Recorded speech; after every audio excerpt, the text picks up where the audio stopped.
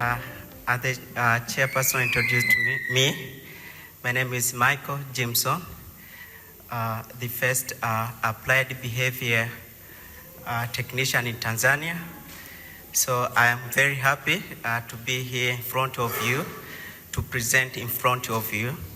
And what also you have to know is that we don't have any college in Tanzania that support that provide these ABA services. So my ABAT, it is just come from a QBA board from United States of America, but still I'm taking further studies so we can get just more specialists in here in our country. Hope if you were here yesterday, one of the speakers said that in Tanzania, there is no even a BCBA. So we need to work very hard so that we get more specialists to support our kids, centers, and school. So shortly, I'm going to speak, I'm going to give out on the main points because I can refer previous speaker, yes, from South Africa. She just gave a lot of points about behavior. So I'm just going to touch some points there. So first thing that we need to know, we need to understand what is behavior. Behavior is just the way in which one acts or conduct oneself, especially towards others. But or we can say it's just a range of actions and a mannerism made by individual organism system in conjunction with themselves or the environment, which include the other system or organizations as well. So here what I can say, maybe I give some examples of behavior. We are not only talking about maybe negative behavior. Here we refer good or bad behavior. Example of good behavior, maybe passing greetings, is it? Listening to the teacher, sitting on the chair when teacher is teaching, or maybe listening when, not interrupting when someone is talking, okay?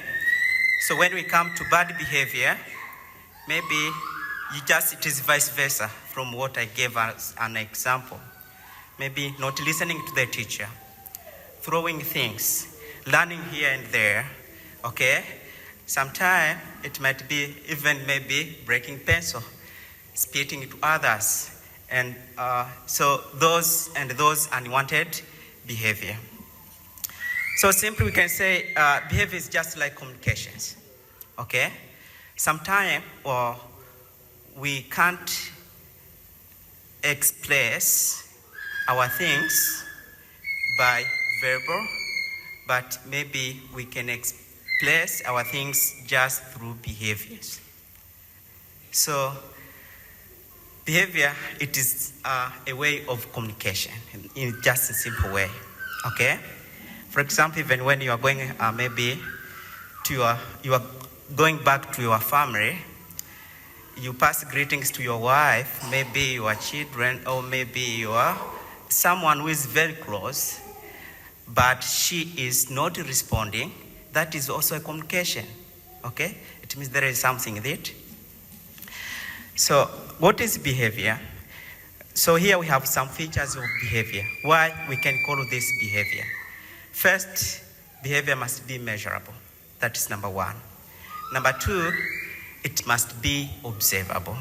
That's simple features of behavior. So we need to observe. Also must be just frequency, okay? It just must occur more than once, okay? For example, when just the baby is crying every day morning, that is a behavior, okay? But if just it cries at once, we can't call this behavior, is it? It's just maybe an emotion because something happened, okay? So what can we do? Let us go to behavior corrections, okay? How can we just correct behaviors? We can correct behavior in different ways. Number one is just through just in direct ways, I mean observations. But number two, it is through indirect way. So if we want to know that this is behavior, it means we need to correct it by doing observations, or maybe by correcting information from someone who is very close to that family, through that maybe child or someone. Okay, so why are we correcting behavior? We are correcting behaviors just to know why the kid is engaging in this behavior. Okay, as I said before, I was a teacher. Sometimes just you can, we teachers, sometimes they are very quick to judge. Okay, but in behavior, we don't just focus on behavior, on what we see. We focus that what might be behind, okay, or what might be at the back of the behavior. Okay, maybe the kid just coming late every day. Yes, that is the behavior, but why he is coming late every day? Okay, the example we want to know, maybe if the kid is not writing in the class. Now we collect that data. We want to know why he is not want to write. Okay, and those reasons related. Okay, thank you. And in order to collect those data, we need to consider three things, and this is just through direct observations. Okay, we have this one. As you can see there is antecedent, there is behavior, there is consequence. Antecedent, this represents that what happened before the behavior. And the behavior, now, it is just about actions. After gave maybe something, this is what happened, and at the end there is consequence. What maybe you take, the actions you take, or further notes about this part. So here, for example, I can say, maybe you gave an instructions to a kid. For example, teachers say, clap hands. Behavior, maybe that kid did not clap hand. And the consequence, it means the actions you take, maybe you provided some support and whatever. Okay?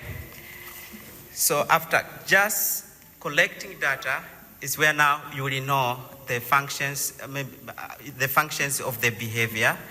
And in functions of the behavior, we have almost the following functions. Okay? Why certain behavior is happening, or why kid is engaging in this behavior. Okay? Number one, it can be just an access. Let me refer to an autistic kids. Most of them, because having difficulty with speech, may not explain to you what they want. So what they can do is just maybe crying. Okay? That may be the functions of maybe the behavior. It's just like an example. Okay? But number two is just, it can be an avoidance. Some kids, as they have limited speech, they can't just tell you that we don't want this. But they just can avoid. Okay? Maybe, if it is in the class, maybe tearing paper, okay? Even breaking pencil that I don't want to write because I don't know how to explain this, now let me break pencil, okay? Or sometimes, because I don't want this subject, now you find him or her, he's looking away. Okay, another one, it can be attention. Some of the kids, they are attention seeker. Okay, they just want to be observable most of the time. So what it happens when you don't give enough attention to him or her, you find that he's just start engaging in certain behavior, maybe throwing things, okay, especially those things that brings noises, that maybe if you are doing something, you can just turn back to see what he's doing. So he did that one. It's just to capture you, that yes, you have to concentrate at me. So because he can't explain that, now you see that he engages certain behavior. But some behaviors also might function as an automatic behavior. And here is where automatic behavior just will refer those maybe the behavior that is triggered from inside. Here we find these sensory behaviors, okay? Especially for an autistic kids, most of them, they are displaying these behaviors. And sometimes it's just very difficult for teachers to correct these behaviors. For example, even the kids themselves, they are not aware. It's just happening, okay? You find the kids maybe jumping, okay? Maybe she does not want to do that, but just because of something triggering him, you find that he starts engaging in certain behavior. Or steam, just clapping hands most of the time.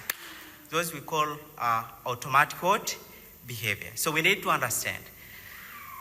Yeah, and just what you have to note, any aberrant behavior, your child engages, it serves a certain functions. So taking data will make an aware and come up with an appropriate behavior intervention plan. So we take data, just we want to apply the proper way to solve that problem, okay? And here, during correcting data, we need it to be very calm. Because if you were emotion, okay, you can't just know the source of problem. And here it just has become also a problem for most teachers or parents. They just act emotional, okay, without thinking. So we have to understand that. So after collecting BIP, it's just now we can just decide the best way to correct those problems. For example, if it was for an access, maybe now we can teach our kids to ask, maybe by creating a lot of requesting rooms, okay, to encourage that requesting skills, as well as to escapes, if they want maybe to escape from certain behavior activities. Maybe also it is just the time maybe to teach them if they are tired, say maybe I'm tired, then we can know the proper way to help them. Even if it is an automatic behaviors, we can just find someone who is specialized in that area, maybe an OT. They can just find out the functions of that behavior and solve it immediately.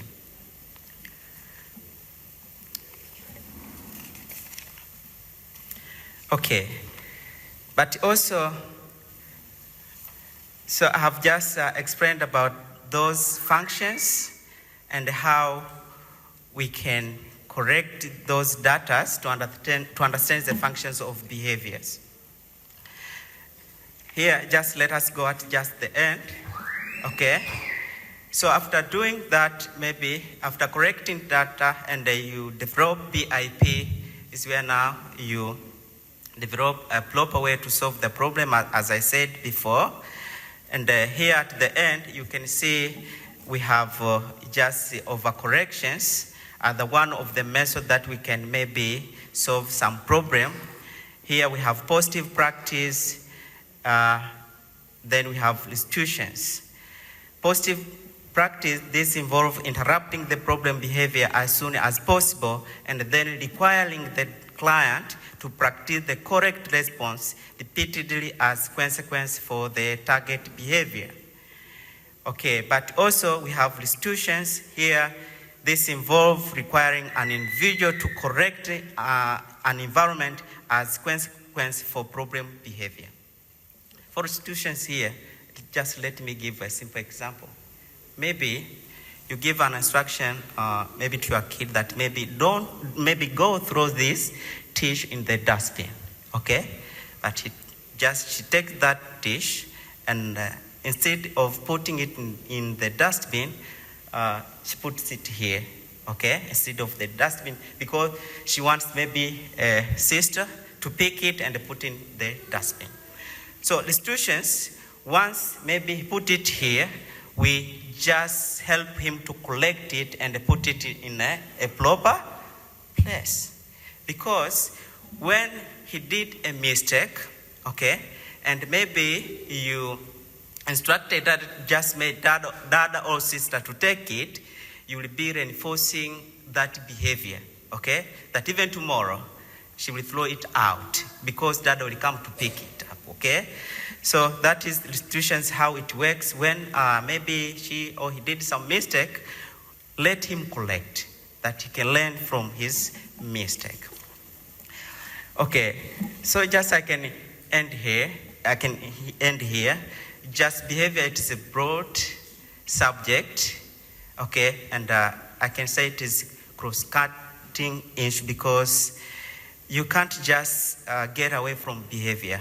If, in speech, in occupations, if you're a teacher, this is what will help you to solve some challenging behavior. And simply also in behavior we say, just behavior is just like it facilitates learning. It facilitates learning. Okay, thank you very much. And even thank you for this Victoria Center and Tazil for being just in light side to support parents. We are so happy. And let us keep working together to support our kids. Thank you.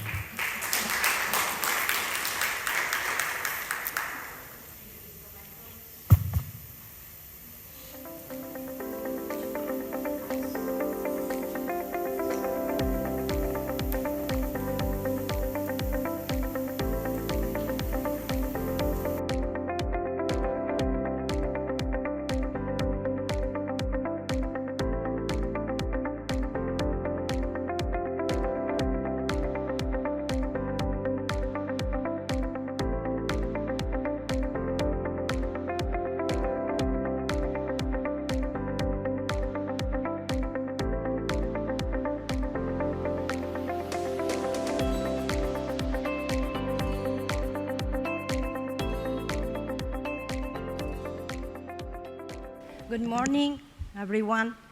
I'm very honored to introduce to you Dr. Temple Grandin. Dr. Temple Grandin is an American academician, an animal behaviorist, and internationally renowned spokesperson for autism spectrum disorder.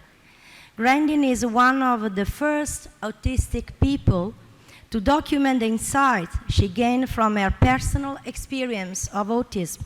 She is currently a faculty member of Animal Sciences in the College of Agricultural Sciences at Colorado State University. Based on her experience, Grandin advocates early intervention to address autism and supports teachers and professionals who can redirect the children with autism right in fruitful directions. She has been an outspoken proponent of autism rights and neurodiversity movements. In 2010, Temple Grandin was listed as one of the 100 most influential people in the world by Time 100, which named her in the Heroes category.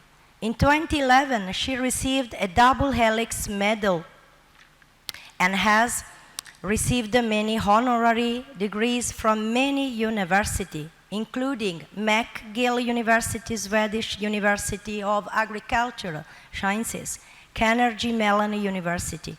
Grandin has been featured on major media programs. She was the subject of the Emmy and Golden Globe winning biographical film Temple Grandin.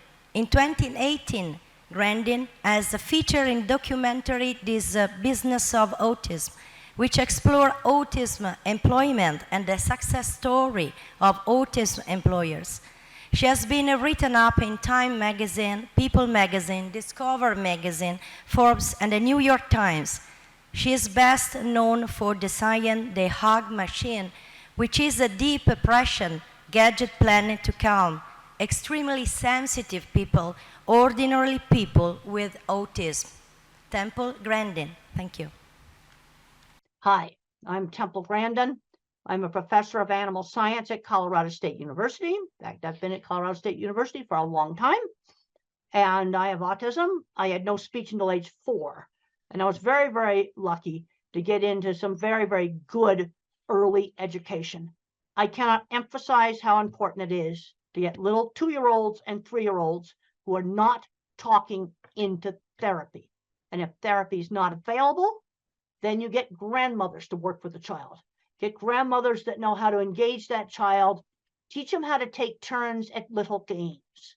Let's say the kid's lining up blocks, then have the child take turns with you lining up the blocks. Also, you want to teach speech. I want to give you a hint. Slow down when you talk to these kids. Slow down and give the child time to respond. These kids are like a phone with bad service. You have to wait for it to download the web page. That's how these kids are. So I want to work on speech, turn taking at games, and then skills, things like washing your hands, brushing your teeth, putting a shirt on, basic skills. And if you're getting good progress, the kid should like going to therapy. The child should enjoy therapy. And if therapy is not enjoyed, then you're pushing them into sensory overload. But I cannot emphasize it enough. You have little 2- and 3-year-olds that are not talking. You must start working with them now. Absolutely now. Now, my very first slide shows a picture of me teaching my class. I'm a college professor. And there's been a lot of issues about identity recently. And my identity is my career. I'm now 76 years old. I've taken my speaking engagement money and paid to put graduate students to the university. I have 3 that are now professors. Very proud of them. And so becoming a successful university professor and designer of equipment has really made my life worthwhile. The next slide talks about brain variability. Autism is a continuous trait. You can go from slightly awkward and nerdy to somebody who's nonverbal that may have severe epilepsy and mobility issues. It's a very big spectrum. And a brain can either be sort of more cognitive and thinking, or a brain can be more social, emotional. And in the mildest forms, it's a personality variant. The other thing I want to warn you about diagnosis is over the years, doctors have changed the diagnosis. Back in the 1980s, to get an autism diagnosis, a child had to have a definite speech delay. And then in the early 90s, you get the Asperger's where it was autism, no speech delay. And then in 2013, they merged it all together. And that's really made diagnosis difficult. But if you have a child that's not speaking, you need to be working with them. And if they don't gain speech, then what you need to do is give them a way to communicate. And one of the simplest things you can do is have them just type on a tablet using a text messaging program. There's lots of old tablets around. And that can be used as a communication device, or a picture board where they can point to things, or sign language. But if you can't get the child to talk, quickly, then you've got to give them a way to communicate, because not being able to communicate is so frustrating. I can remember screaming when I couldn't tell my mother I didn't want to wear a hat. It was the most frustrating thing. Now, in the family histories of people who are autistic, you often have a lot more scientists and computer people. And then if you have bipolar, then you have more people in the arts. Now, a lot of famous people probably were autistic. Thomas Edison is shown on the next slide. He probably was autistic. And on my next slide, Einstein is shown. He had no speech until age 3. He would be in an autism program today. And he was one of the most brilliant mathematical geniuses of all time. Now, the next slide shows a picture of a launch pad. I am a real NASA geek. I really love this outer space. I wanted to go into aeronautics, but I couldn't do the math. but I love outer space. I got to visit this launch pad, really, really cool.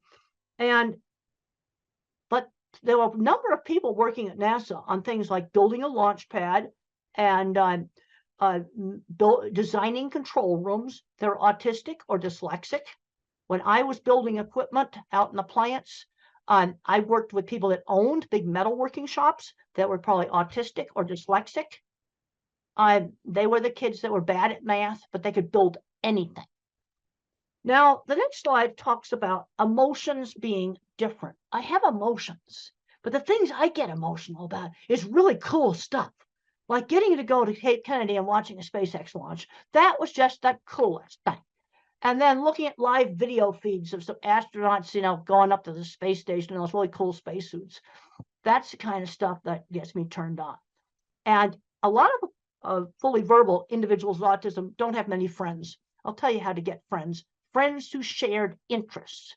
You get together with the people that like horses, or you get together with people who want to train dogs, or you get together and have a chess club, or you go into robotics club, or you're in music, doing music together. Friends who shared interests. I was bullied and teased in school, and the only places I was not bullied and teased was friends who shared interests. And for me, it was model rockets, electronics, circuit boards, and horses. Those were places where I had friends. For somebody else, it was something different. Now, I got very emotional. The next slide shows a picture of Saturn. We can skip over that. And then the next slide shows a little Voyager satellite. This satellite is really, really getting old. But there's an ancient old scientist. He's in his 80s named Ed Stone. He is still communicating with it. Yeah, still communicating with it. I get emotional about that. Ed Stone is communicating with this ancient satellite. I think it's 40 years old now. And it's his life. You see, I can relate to that because it's just something so cool. The next slide shows the ultimate NASA geek out.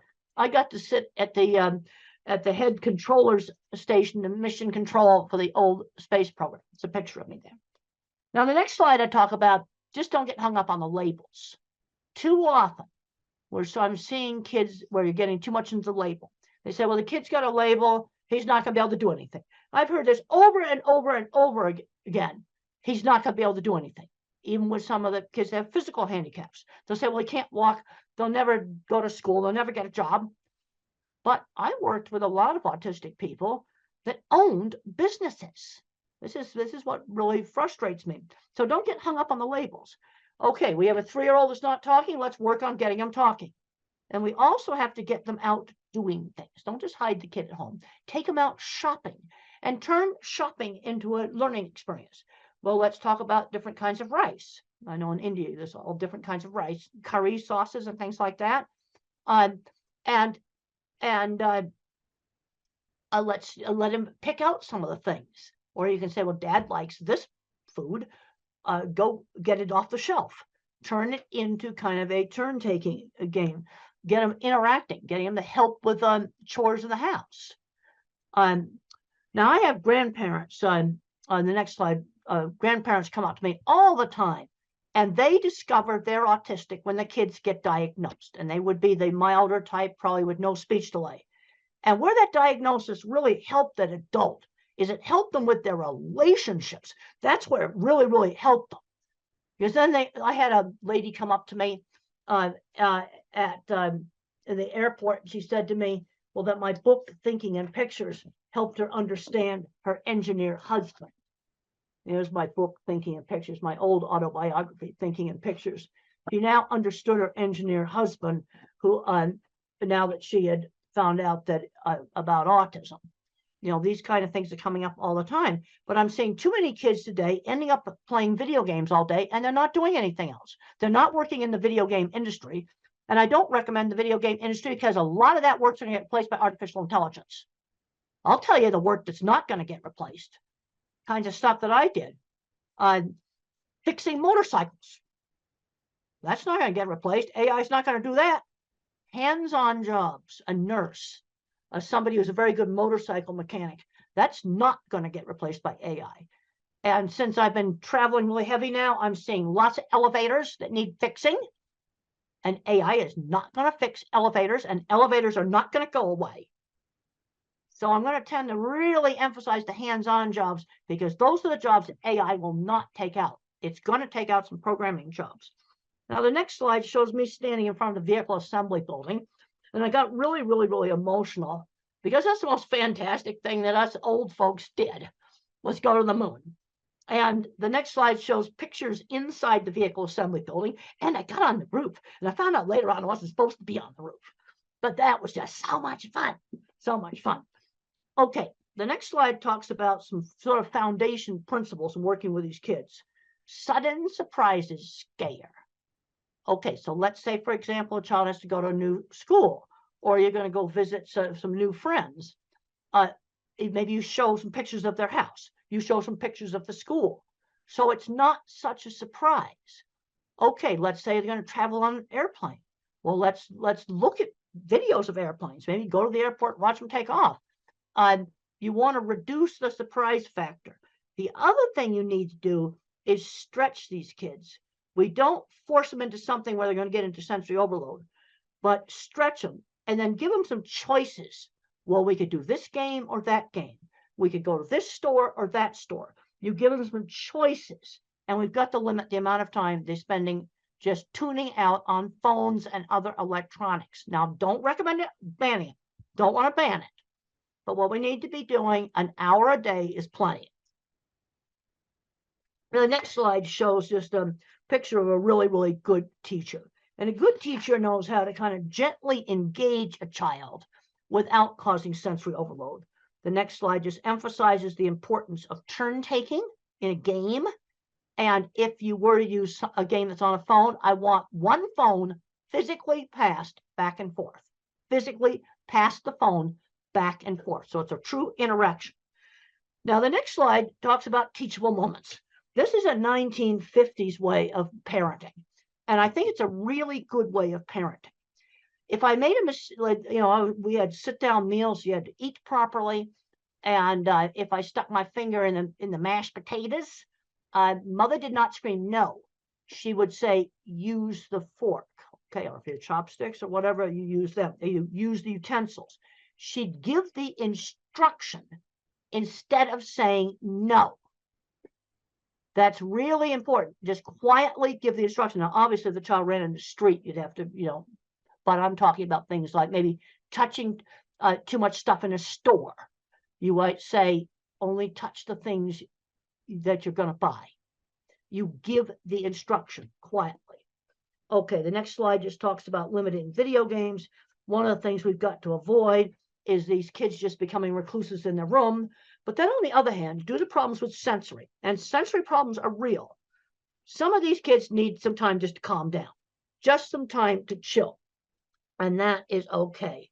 But some of the recent research going on with the social media use, again, I don't want to ban this stuff. Some kids play a video game where they can talk to friends. That I don't want to take away from them. But they can't be doing this for 10 hours a day. That's something that we just cannot be doing. The next slide talks about just providing some choices. So you might say, well, you could do robotics, or you could do soccer, or you could be in a theater group, or you could be in the school band. You could do karate's. Cub Scouts is an American program for kids where they learn camping and other skills. So we're going to get out and we're going to do things, but you give them some choices. Now, the next slide shows a little child blocking his ears. Sensory problems are real. That's part of autism. And one of the ways to help a child that's afraid of something that's really, really noisy is to let them control it. Hair dryers, vacuum cleaners. Let the child turn that thing on and off where they control it. And I've talked to several families where the vacuum cleaner went from those hated fear thing to their favorite toy when the kid could control it. Same thing with car horns. Let the child beep it. Now, if some kids wear ear protectors all the time to block out sound, if you wear those all the time, sound sensitivity will get worse. That is something you do not want to do. But to give you control, you can have those headphones with you all the time. Have them with you. They can be around your neck. They can be on the top of your head. Have them with you. And then you only wear them when you get in a really noisy place like the train station. Okay, so if something really noisy like that, you wear the headphones. But the rest of the time, you have them off, but you have them with you. You see, this control is so important. And then another thing we have to be looking at is problems with flickering on LED lights. Some LED lights flicker. I just found out one of my students who's not autistic, but sensitive, that our beautiful new lecture hall has lights that flicker. In new construction, let's try to not go that. Let me tell you how you can find them. Take this thing out here, right here, put it on slow motion video, and take pictures of the room, and you'll find the bad lights. So what do you do if you have a classroom with awful lights, which unfortunately, I just found out that our beautiful new classroom has awful lights. Well, there's two things you can do. Put the desk over by the window, or go find an LED that does not flicker. Put it in a lamp that the child could bring to school and put next to the desk, and wear a hat with a brim. That will also help block out the ceiling lights. Just want to try to give you simple stuff that you can go. Now you can skip over the slide here about the headphones. We already talked about that. The next slide talks about sensory perception and autism. And these sensory sensitivities are part of the neurobiology of autism. And they're very variable. Like, I do not have visual sensitivities. I teach classes in this classroom. I didn't see it flicker. You see, this is where autism is so variable. One individual or adult will have problems with lights flickering. Also, you can get it in some dyslexics, not all of them. Also, some head injuries, too, can also give problems with lights flickering.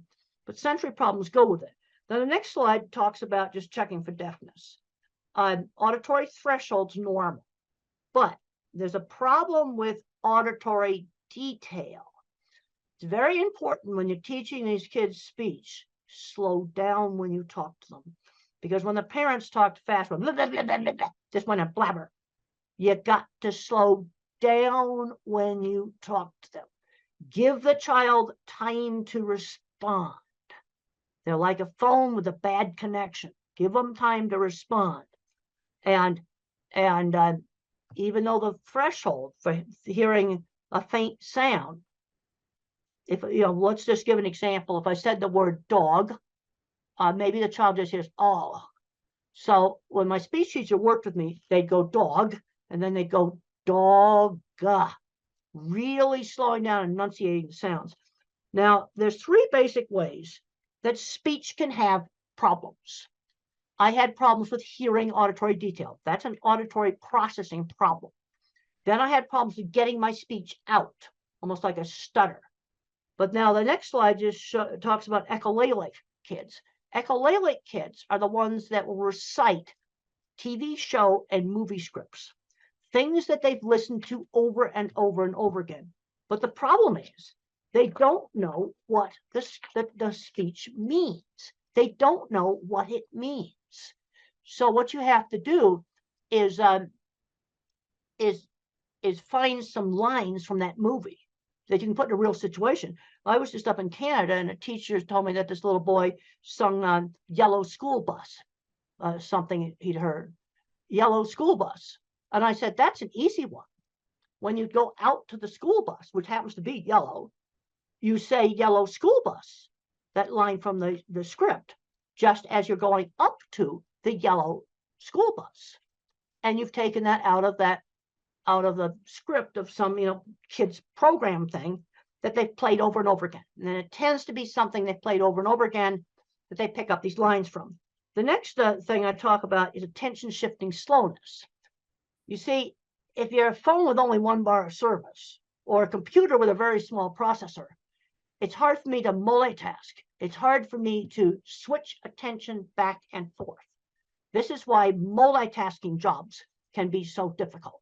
Like a busy takeout window or a very busy restaurant where they just have to dish out a lot of orders all at once. That would be a problem. The next slide shows it's an old study done by Ami Klin with some of the very early eye tracking software. and they watched a movie called Who's Afraid of Virginia Woolf, an old black and white movie. But look at how many times the normal person looked back and forth between the eyes. There's nothing in this paper about attention shift. It's all about social. The normal person looked at the eyes. But I looked at this, the autistic's trying to read lips in the mouth, and look at how many times the so-called normal person has shifted attention compared to the autistic. This is the best picture I have gotten, this ancient old paper on attention shift. Now, the next slide just shows a little thing that I did on a childhood assignment when I was 5 years old, and I was so frustrated. And I was supposed to mark the pictures that began with the letter B. B as in beautiful. I knew my alphabet, and I marked a suitcase as a B for bag. And they didn't give me time to explain that in my family, we called them bags. And it was so frustrating because I understood the B concept. The next slide shows how some people that have visual processing problems can actually have images break up. And this is a slide from some of the people with migraines also have some of the similar things. The next slide just shows some video interference that might be kind of give you an idea of what the individual very severe visual processing problems might have. And if you're working with nonverbals, there's some really good books like Tito Mukhopadhyay, he's from India. How Can I Talk If My Lips Don't Move? It's a great book. And he describes problems with sensory scrambling, visual scrambling, and problems with motion. The next slide shows an escalator. And children with visual processing problems or adults with visual processing problems often hate escalators. Another thing that they'll complain about is the print jiggling on the page when they read. The next slide just shows that. It shows the print jiggling on the page. Now, I want to make it very clear. This does not explain all dyslexia. It only explains some dyslexia. Okay, the next slide shows some simple things that you can use. Try printing the homework on different pale colored papers. Now, this is one of my children's project book, Calling All Minds. And look at how it gets some nice light blue there. Like try printing the homework on a real pale, light colored paper. Try maybe pale green, pale tan, pale lavender, pale purple. I've seen this really work. Experiment with different fonts on the computer, experiment with different backgrounds, and that may work. It only works on a subgroup. And then I already talked about using the light to block out some of the bad lights. The next slide just talks about very severe sensory problems. Extreme efforts required to screen out background noise. For example, if I'm in a noisy restaurant, very hard for me to hear. And I also have problems with fast chit-chat conversations. They just go too fast for me to follow them. The next slide is the title of a paper called Environmental Enrichment is an Effective Treatment for Autism. That's the title of a paper.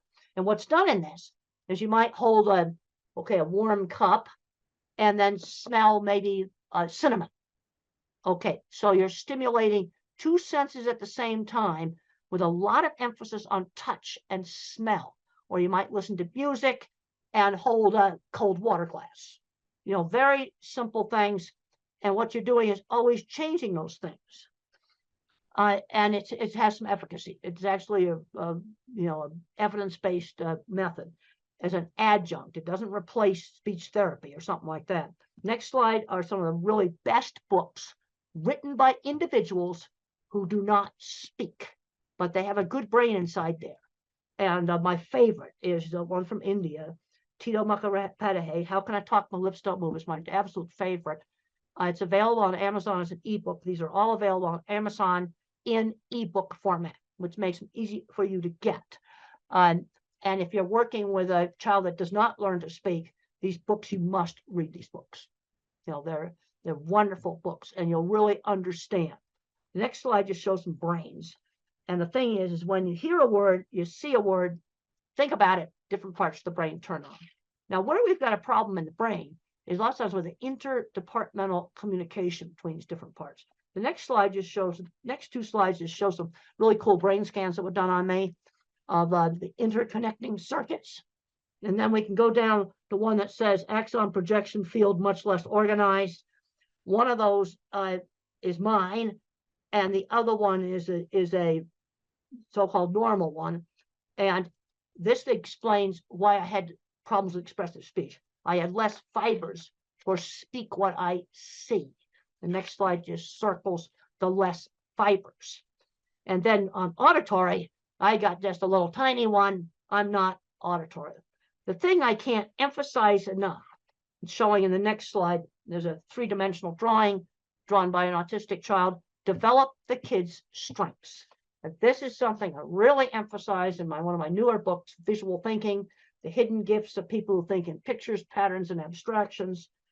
Work on the strengths. So how do you figure out what a kid's strengths are? Well, visual thinkers like me like to build things, and we like to do drawing. Art and mechanics, those two things go together. You might have another kid who's mathematical. Then move that kid ahead in math. Or another kid that loves verbal facts. These are history lovers.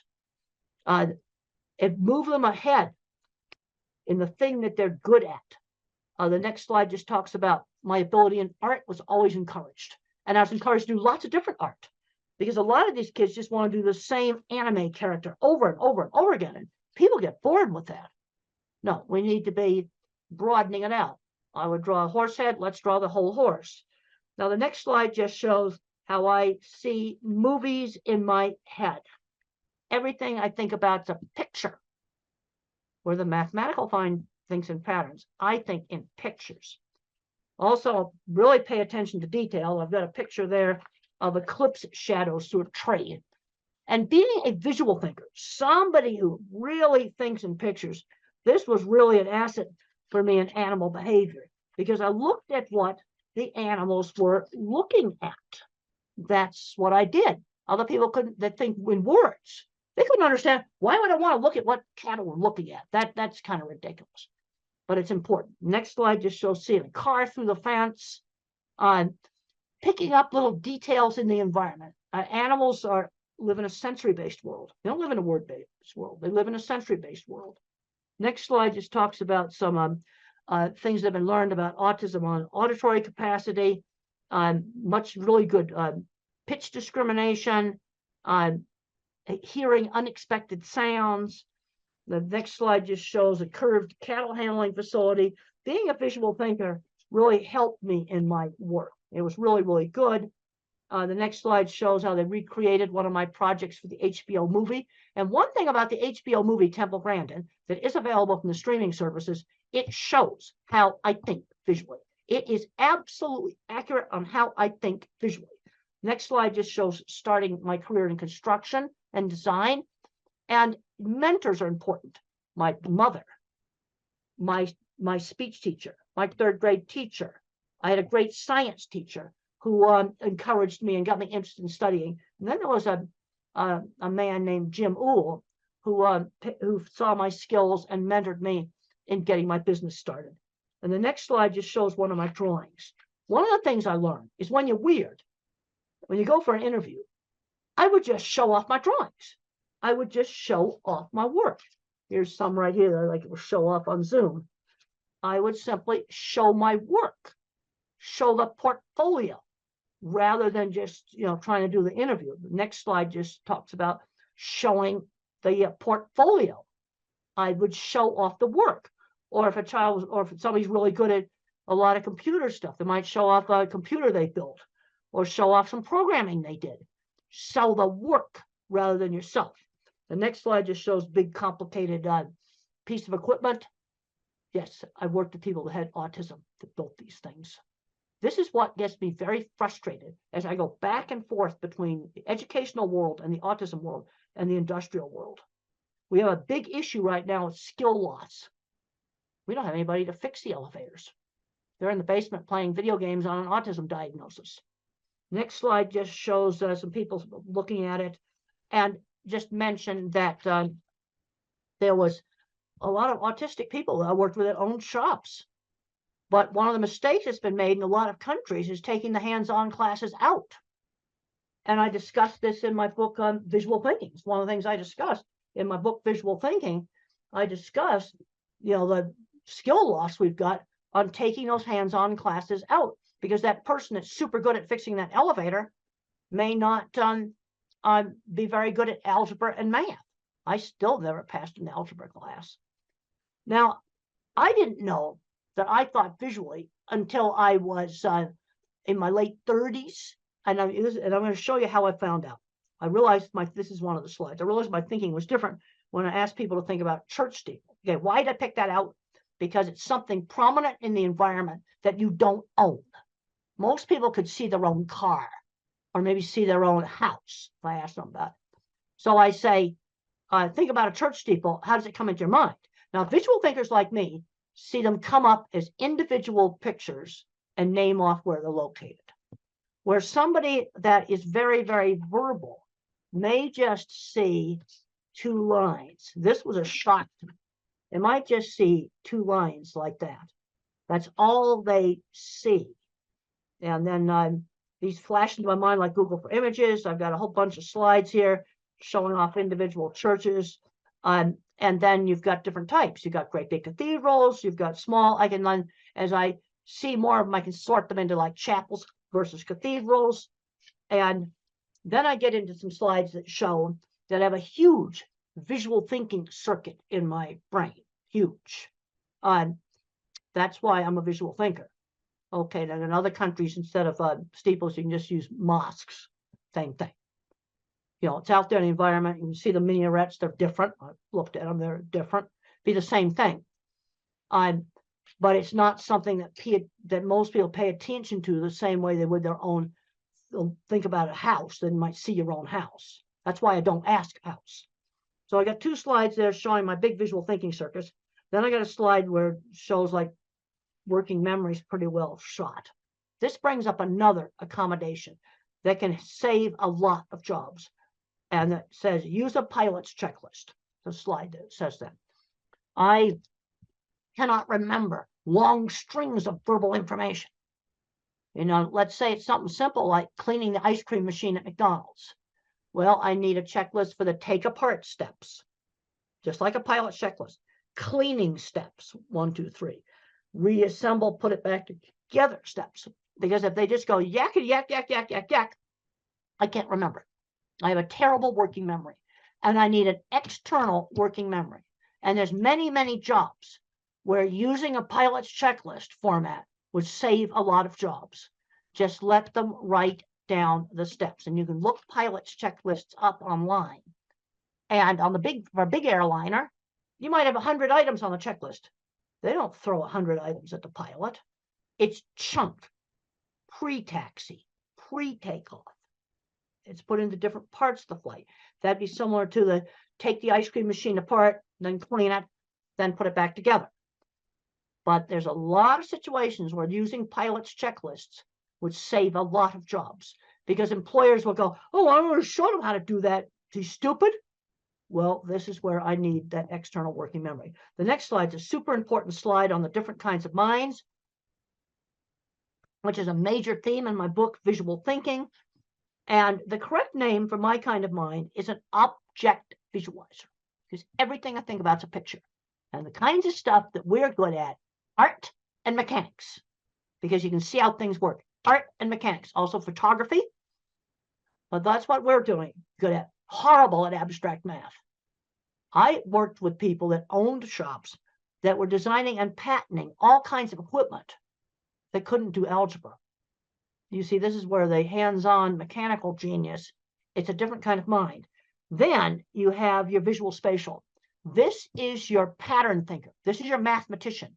This person thinks in patterns. Patterns, not pictures.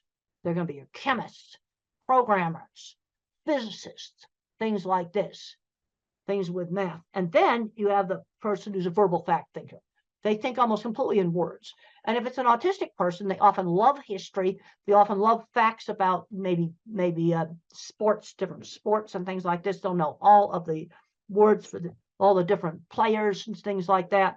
So let's look at the jobs for these different kinds of minds. My kind of mind, mechanical stuff, fixing stuff, inventing mechanical stuff, photography and art. Mathematicians, computer programming, electrical engineering, the more mathematical parts of engineering. Because one of the things I've found in working with these big food companies is that the shop people, people like me, invent mechanical equipment. The more mathematical mind has to make the refrigeration systems in a food processing plant work and make the boilers work. That stuff requires more math.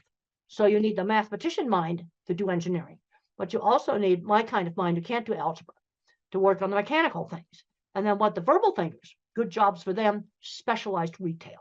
There's been some really good successes in selling cars, selling specialized business insurance, selling sporting goods, where they're recognized for their knowledge of the products, selling phones, and not try to sell somebody the most expensive phone, but sell them the phone that's right for them.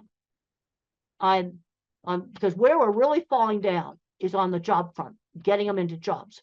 Let's start off with chores for little kids, 11-year-olds, maybe helping out at a fruit stand or some little market stall, doing a job at a community center, walking dogs for people. I want them doing something on a schedule outside the home. Really important, because the moms often tend to overprotect, is that they're legal age and need to get a real job. And you need to just figure it out in the neighborhood. This is one thing I've noticed when I've gone to a lot of countries. There's a lot of little tiny small shops. And I drive by those shops and I'm going, oh, that little clothing store would be perfect for this autistic girl to start doing some work in. And you just set it up in the neighborhood. Mother did that with me. When I was 13, she got me a little sewing job with a local seamstress who worked out of her home. It was just something done in the neighborhood. But they've got to start learning how to do things outside the home. This is really, really important.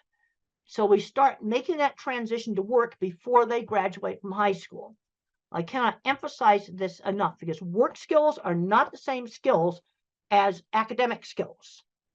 Now, I was a goof around student until my science teacher motivated me to study, because being a scientist, you had to study. And I made up for like 3 years of high school where I goofed off really quickly. But I'm seeing too many kids where they're not learning how to drive. They're just not learning any skills. Okay, when I was 8 years old, the next slide talks about use a variety of teaching methods. When I was 8 years old, I couldn't read. Mother taught me with phonics. I already knew my alphabet. And she would read out loud, find a book that I was interested in. We had a book in the US called The Wizard of Oz, a really fun book. And she'd stop at an interesting place and then have me read more and more. And I very quickly learned to read with phonics. It wasn't that hard. There's all kinds of complicated stuff online. Oh, we didn't use any of that stuff. I already knew my alphabet. And I already knew the little alphabet song, A, B, C, D, E, F, G, yeah, the little song.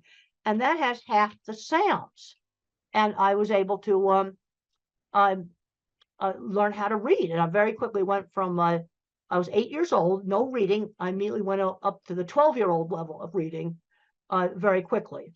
This next slide just shows like there's kind of two ways that mathematicians kind of do things. You have the one that's all totally algebra, then the ones that are more geometric. The next slide just says if you use a Google image search and you put mathematical terms in, you can find so many great stuff. Then I've got a slide of a plant that has mathematics in it. Then I've got another slide that shows Penrose tiling. That's what Stephen Hawking used. And I really, really like what Stephen Hawking had to say about disability. Concentrate on those things your disability doesn't prevent you from doing well. He could do math in his head super well. Next slide just talks about getting interesting magazines and things in the school library, fractals. I've got a whole bunch of slides here that just show cool, interesting stuff. Then there's a picture of me with a horse looking at me sawing a board. And friends who shared interests. A lot of kids aren't doing enough hands-on things. AI is not going to take away hands-on jobs. You're still going to have a nurse in the hospital. That's not going to go away. There's a lot of jobs like that, and jobs fixing things, mechanical devices. Yeah, there's a lot of things that 3D printers can do, but guess what? Somebody has to fix the 3D printer because it's a mechanical device controlled by a computer. And the next slide just shows some kids today, they don't know how to use a ruler. They don't know how to put a hose on a faucet. The next slide just shows a beautiful rainbow. So when I think about really abstract stuff, like, okay, religion, I kind of look at that rainbow. It's so beautiful. I also have a picture behind me of the deep space field from the Hubble telescope, and it's got thousands of galaxies out there. You know what's interesting about that? The scientist who did that pointed the Hubble at nothing, and he found all the galaxies. Let's talk about the next slide about bottom-up thinking. Okay, verbal thinkers will get a top-down concept, like maybe let's have a inclusive classroom, for example. All right, that's a good thing to have. I want to see autistic kids mainstream into a regular classroom, but how do we do it? Bottom up, I'm thinking specifics. Okay, the LED lighting issue and the flickering. Bullying has got to be gotten under control. Those are two things we have to do. Using the pilot's checklists would be another thing. You see, those are specific things that you could do to make a classroom more inclusive. The next picture just shows autistic kids sorting different things in his mind.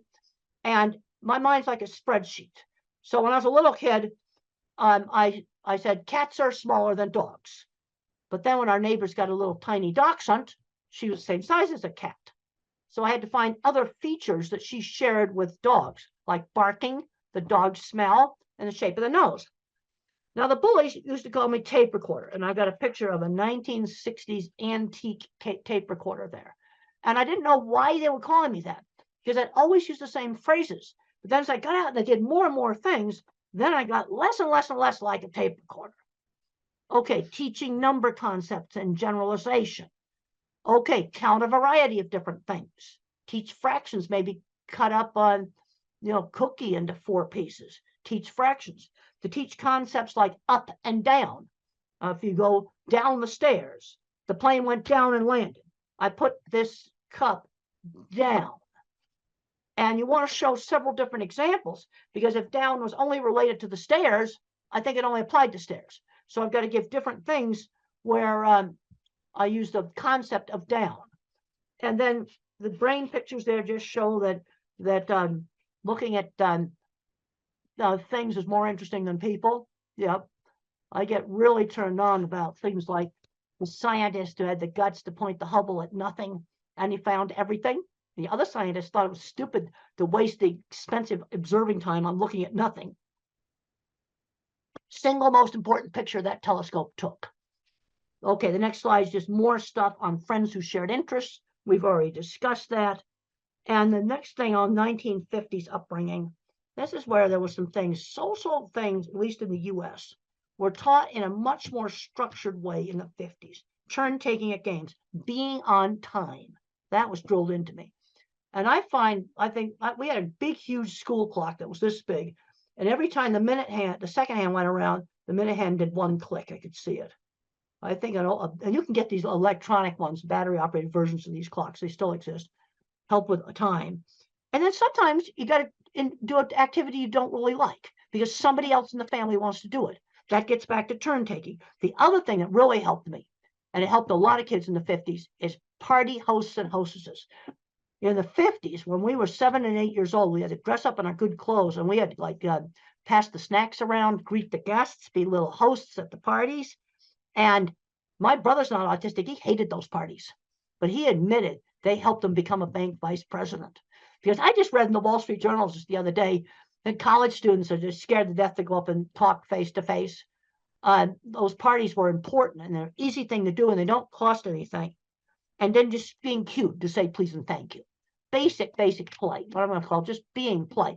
You cannot be a rude, filthy, dirty slob.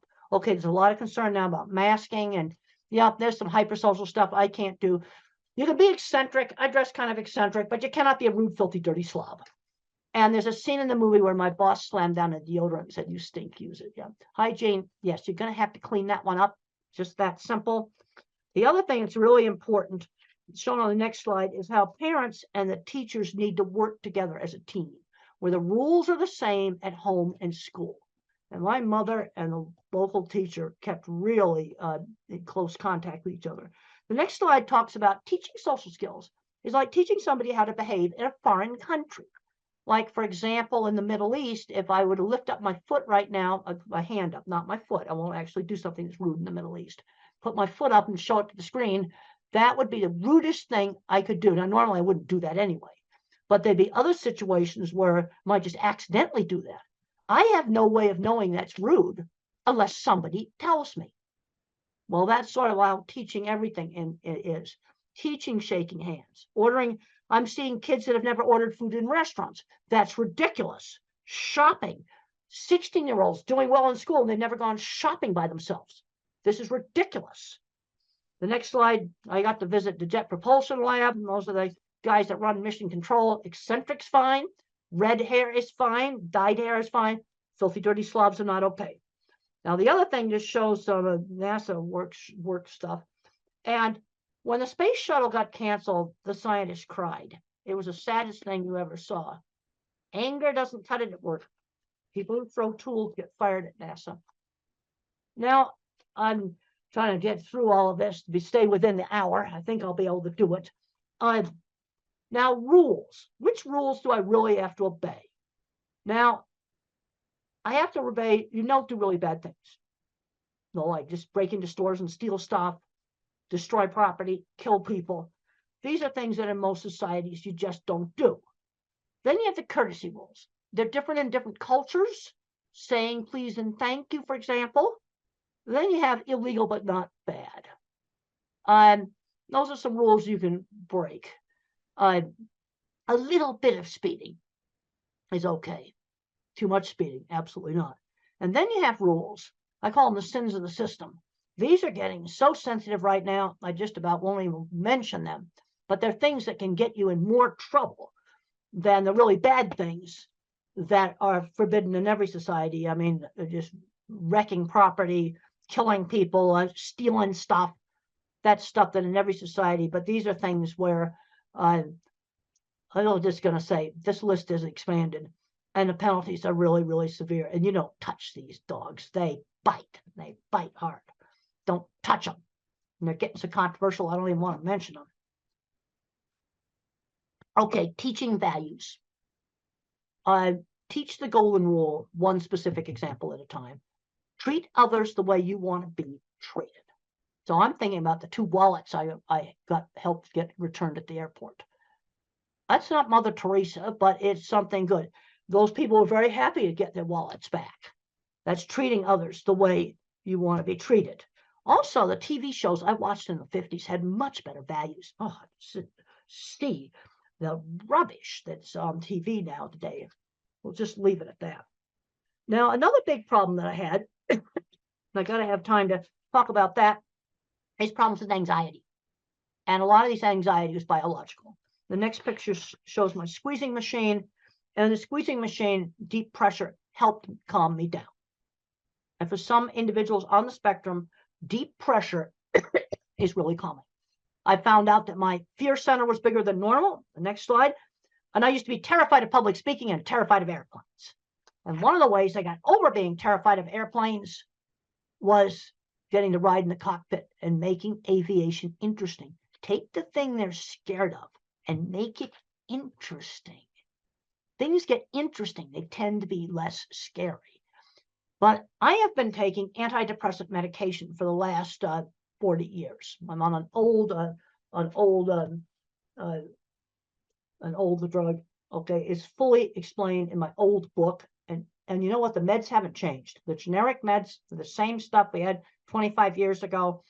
And so thinking in pictures is still accurate. We just did some revisions just a couple of years ago on it. And if you're thinking about, especially for a teenager or adult taking medication, I'd recommend reading a chapter that I call A Believer in Biochemistry. But a big mistake made with antidepressants is too high a dose, way too high a dose. Starter dose or less. Because if you go too high a dose, you get agitation and insomnia. No, the medication saved me. Colitis and other very bad stress-related health problems cleared up. They really helped me. That there's way too many drugs given out to little kids. Way too many powerful drugs given out to little kids. You know, I've taken an old-fashioned antidepressant, Prozac or fluoxetine or sertraline, that's Zoloft, or Celexa. Some of these other drugs also work well. The next slides just show a rear view of my squeeze machine and how you can do cushions for doing deep pressure on children. There's another slide there showing swinging a child. And sometimes when you swing a child or when a child rides a horse, they say their first words because of the rhythm. Another slide just shows a weighted vest. You know, these are things you can try. They don't work for everybody. See, this is the problem. Work for some and not for others. But if you work on kind of desensitizing to touch, that can be really, really helpful. You see, I could control the squeeze machine. Let's get back to this whole thing of control. Exercise. A lot of kids aren't getting enough exercise. I got a slide in there saying I do 100 sit-ups every night. I hate every one of them. Burst of hard exercise really can be helpful. Really helpful. Then my elementary school life skills training, we talked about the party hostess. Another thing is I sold candy for charity, and I was shopping by myself for little toys. I got a little allowance, and I'd buy comic books with that. But if I wanted this little toy airplane, I had to save for 2 weeks.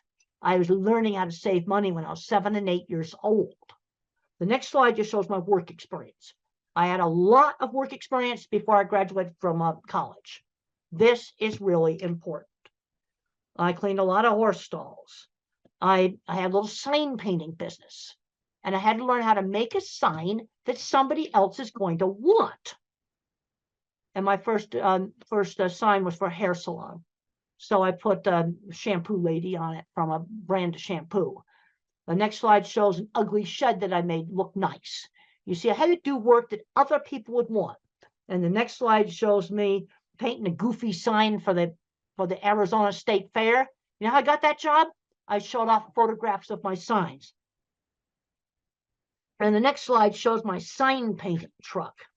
And how did I learn to drive? This is a major hurdle. It's going to take longer. You have to spend more time practicing in a really safe place, like a big stadium parking lot, a big open field where there's nothing to hit, absolutely nothing to hit.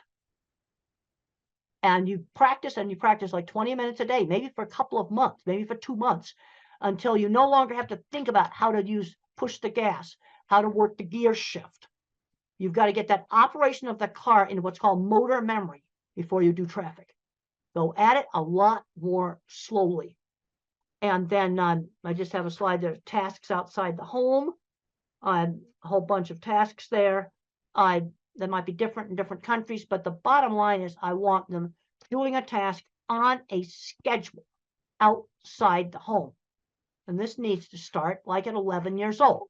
In the US, that replaces paper routes, which we don't have anymore. Next slide just shows, Lego Mindstorms might be one activity. Then I've got a slide in there that people were impressed with my drawings. That's really important. Then I've got a bunch of slides here that show selling myself rather than showing off my work. I got a whole bunch of slides on showing off work. Talk about showing kids interesting things. The other thing on getting jobs is we need to be getting in the back door. And there's a picture in there that shows the Swift plant where I first started, and I met the wife of the plant manager. Yeah, you see, use connections. And then there's my, I was wearing this shirt that's in the Cowgirl Hall of Fame when I met them. Using, connections to get into jobs, finding mentors. I know I'm running out of time here. Gotta just rush through this. Finding mentors. My mother, my elementary school teacher. These are so important. And then I have a bunch of slides here that show jobs for the different kinds of thinkers. I don't think I need to read all of that to you. You can look at those.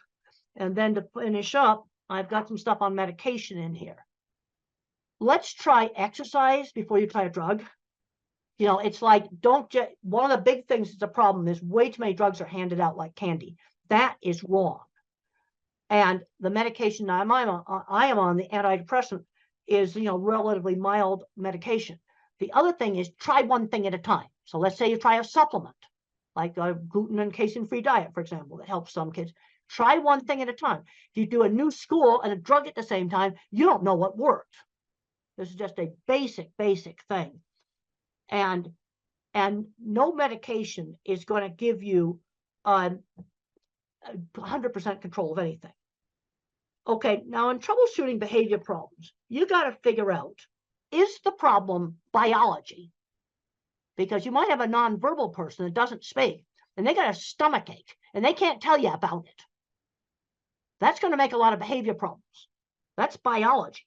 Or maybe there's certain loud sounds bothering, or that's biological. Now, behavioral, sometimes you do things to get attention.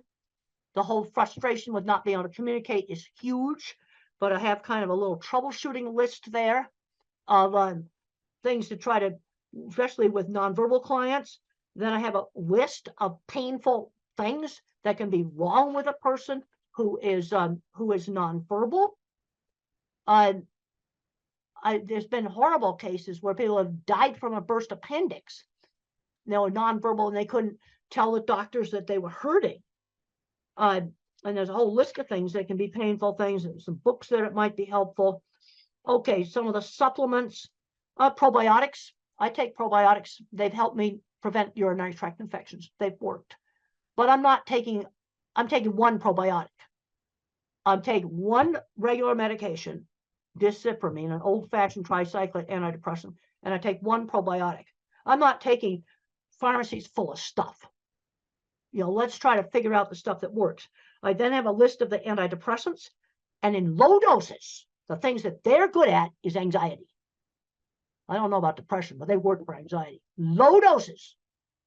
And then you've got the atypicals. That's the much heavier drugs and much worse side effects. Things like obesity, for example, can be a side effect, and some shaking disorder. And you want to try to use the lowest dose that will work. Sometimes very, very tiny doses of risperidol help with sensory, but I mean tiny doses. Another low dose principle, use the lowest dose that works. And then for some of the problems with anxiety, sometimes blood pressure pills work. And I've got a slide there that has blood pressure meds on it.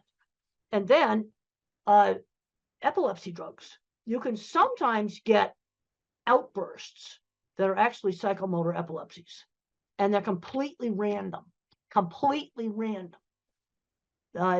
They can be calm listening to music and have an attack, and we treat it with epilepsy drugs. So that's kind of getting near the end of this. Look up interactions. I'm finding that, let's say you're taking 4 different medications, make sure they don't interact with each other. And you can look that stuff online. It's readily available. But there's a tendency sometimes to just, okay, we got one little problem, we just throw another drug at it. That's wrong. But on the other hand, I'm not anti-drug, because I think this medication saved me that I'm on. And I write about it in this book. And even though it's 27 years old, it's still accurate, because the generic stuff's still the same. And I'm taking a probiotic that prevents urinary tract infections, that the doctors could figure out how to stop my urinary tract infections. Now I just take it. They gave me antibiotics to clear it up, and then what the probiotic does is it prevents it. And that's worked for me. Now but that's 2 things. That's not shelffuls of stuff. Well, I think we've run out of time. I had an hour, and it's been wonderful talking to you by video. I think we've covered a lot of stuff, and it's been great to be here by video. And I want to thank the hosts there for staying on and letting me talk to you, because I do a much better talk when I got people there I can see and talk to. Okay, thank you.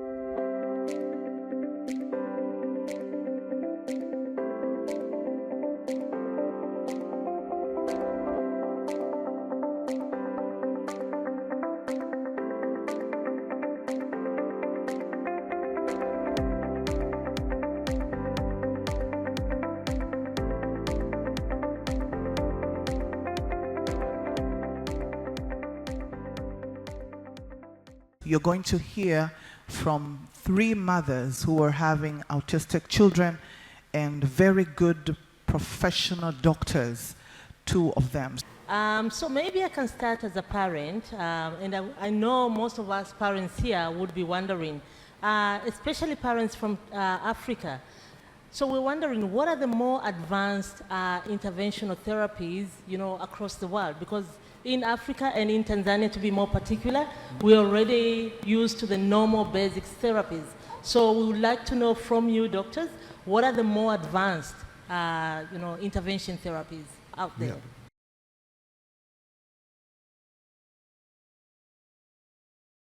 Thank you, Sarah. So, I think you want to know about the rehabilitation therapies. Exactly. So, as we know that the pillar stone or the basic conventional treatment for autism is neurorehabilitation, and that's the foundation on which the whole treatment for autism or cerebral palsy or intellectual disability basically leans on. So, of course, all of you know about occupational therapy and speech therapy, and we also do physiotherapy as well as special education and ABA therapy. So these are very important and have been tried and tested for many years now. But what we also have, especially in India now, we have aquatic therapy. So aquatic therapy is, children love water, right? So basically if you make them like swim in water or do specific therapies in water, they calm down better and it helps them concentrate better, their coordination improves. So coordination is one of the major issues in children with autism. So aquatic therapy has a big role to play in a comprehensive part, as being part of a comprehensive treatment for autism. Apart from that, of course, sensory integration therapy. We are aware of sensory integration therapy as a part of occupational therapy, but it's a science in itself because the information processing is a problem in children with autism. So sensory integration therapy, then art-based therapies, animal therapy. I think it's beautiful therapy. Children are very sensitive and the animals are so sensitive, like we have trained dogs and horses are a very good medium who sense the children's despair or their moods very well and help them settle down, and they work together beautifully. So animal-based therapy has come up as a part of, as one of the treatments for autism. So what we believe in India and in Eurogen is that it's important to do teamwork. So everyone working separately, you will achieve a little bit, but when you work as a team, together everyone achieves more. So comprehensive holistic rehabilitation, which happens together under one roof, would be the ideal situation to get treatment for children, and especially parents understand the importance because they are going from one place to another to get rehabilitation from different people, trying to squeeze in everything in one day. So comprehensive holistic rehabilitation under one roof which combines conventional rehabilitation with advanced rehabilitation treatments like aquatic therapy and sensory integration therapy, along with ABA and speech and special education and art-based therapy and animal therapy would be the best combination, we believe. Thank you very much. Thank you, Dr. Nandini. That was very well answered. But to answer your question, what is required, as Dr. Nandini said, is comprehensive rehab. In autism, the children require occupational therapy, speech therapy, behavioral therapy, psychological therapy, special education, art therapy, aquatic therapy. They require a combination. What happens in most parts of the world, you will have an occupational therapist who will only give occupational therapy. Then you have a speech therapist who will only give speech therapy. And they don't work in isolation. What we've realized over the last 15 years of working in this field is you need a combination. So there is a need for centers where all of this can be provided together. Honorable Mr. Mulil was asking what we can do from a district level. What is required is facilities where all these therapies are available in one place. Also, when we are looking at this, we should not look at urban areas only. We have to think of the rural areas as well. And in India, what we have found is one of the best ways to work on this is to train the local village workers, local workers. They may not be professional rehabilitation therapists, but they will provide the basic care that is needed.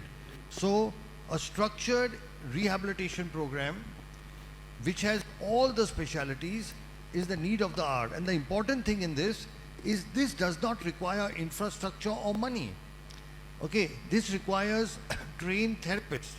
And we from our side, we offer, and I'm making this open offer, any therapist from Tanzania, Kenya or Uganda wanting to train in these rehabilitation therapies, we offer free education and training to all of you. So if all of you, and we have regularly been doing it over the last 15 years, people from all across the world have come, and we offer this completely free of cost. You're welcome to come to us. We will train you, because rehabilitation is human based. It's about people, it's about training, and we are able to offer that. So any of you therapists here, should you ever wish to come, please contact us, and we will arrange your entire training program. To Honorable Minister Mulel, if you, as a government, if you send people, in any case, Tanzania and India have a wonderful relationship. Historically also, many people from Africa have actually trained in India, you know, from the administration, civil services, military. We have a very good education, and we want to continue with that. And we will offer training, comprehensive, very good training at no cost at all.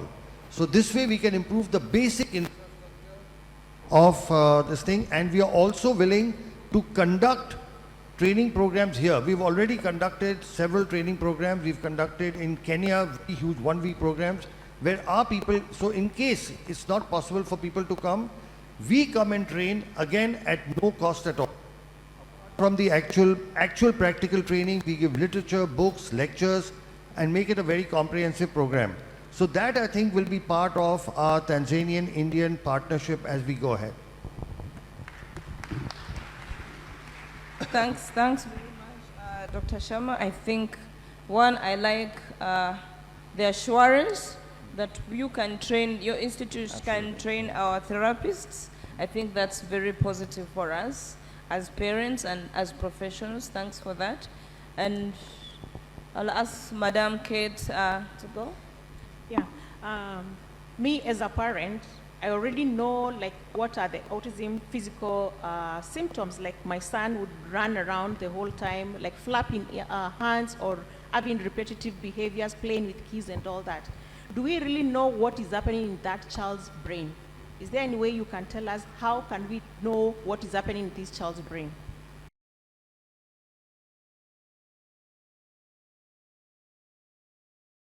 It's really important because so many parents come to us and say, oh, my child looks absolutely fine. What exactly is wrong? You know, people say that there is something wrong in the brain, but how do we know? The MRI, most times MRI is not done, and even if it's done, the structure seems to be fine. So at Neurogen, we went ahead and actually looked at really what is wrong in the brain, and this was done through functional imaging. So advanced scan imaging known as a PET-CT scan of the brain, which tells us about functioning of the brain. So structure-wise, everything seems to be fine, but when we look at the PET scan images, we find that there are certain areas of the brain which are functioning less, and that is indicated by, which is very easy to read, made it easy to read through a color spectrum. So we were explaining to the Honorable Deputy Health Minister also that, you know, when you look at the brain with those different color schemes, you see that there are green, lighter brain, green, yellow and red, which are normal functioning brain, but deeper parts, which when we say out and we think about what do they do, it correlates beautifully. So the small part of the brain, and one of the speakers yesterday actually mentioned that the cerebellum, the back of the brain, which is important for coordination, balance, articulation, chewing, integration of functions and movements and tone, is working less, and you can see that in the PET scan. The deeper parts of the brain, known as the medial temporal, which is responsible for understanding, learning, comprehension, socialization, emotional expression, this is working. And the middle part of the brain, which connects the two brain, known as thalamus, which is a relay center, is working less. So all of this is possible only through the PET scan. So through the PET scan, we can actually find out which parts of the brain are working less, and now we get an understanding as to why our children are unable to process information or unable to respond to a lot of training that we do. So advanced imaging has really helped us go deep into a better understanding of what is autism and what really is functioning less and what is lacking in the children. So to continue with what she said, there is new brain imaging technology, and here I will have to keep talking back to Honorable Minister Mulel that we will need this equipment in this country. This is an equipment called PET CT scan. I'm not sure if it's available. It may be available. This is modern functional imaging, which actually tells us which parts of the brain in children with autism are not working. So if it's there, that's great. We can actually start, investigating and looking at our children. But what is functionally, as Dr. Nandini said, has been found. So if I were to divide our brain into an upper brain or a higher brain, which does the thinking, the intelligence, the executive function, and all of that. And then there is a little lower brain, the smaller brain called the cerebellum and the medial temporal brain. This is responsible for the primitive instincts. This is responsible for, the basic reflexes that we have. Now, what we have found in our research, and we were the first to do this in the world, and we've published our work in a very prestigious journal called the World Journal of Nuclear Medicine. We have for the first time shown the world that there are parts of the brain that are what is called hypermetabolic or not working properly. And this corresponds to the symptoms. So now for the first time we know why our children cannot talk, why they cannot read and write, why do they have all the behavioral issues, why can't they make eye contact, why can't they, take care of their daily activities like, brushing, bathing, food, etc. Why can't they process information and comprehend? Because there is a part of the brain there that's not functional. For example, let's say if any of you developed a fracture of your leg, would you be able to run? Would you be able to walk? You would not be able to stand. It's not your fault. It's just that if your leg is fractured, you can't walk, run and move around. But if your fracture was fixed, now you'd be able to walk. Now, this also answers a question that many parents have. Many of you will say, we have done all the rehabilitation possible and still our child is not improving. Okay, are there parents who will say that? There are parents who will say that, right? That we have done all the rehabilitation possible, our child is not improving because presently we are doing rehabilitation on brain that is not functional so much. But now there are medical technologies that can actually help improve this function. So understanding is the first step towards getting a solution. And today with the brain, the understanding comes from modern imaging techniques which include PET CT scan, MRI, EEG. MRI and EEG is available easily. But a combination of this gives us an insight. And once you have an insight into the problem, now you can find solutions. Thank you so much. I think that's wonderful. I have a question as you speak. So there is this brain, you've done your imaging, you've done the PET scan, you found there's something in the brain. I've heard there are new treatment modalities, hyperbaric oxygen, therapy, ozone. What is the role of those treatments in either treating or alleviating the symptoms of this brain?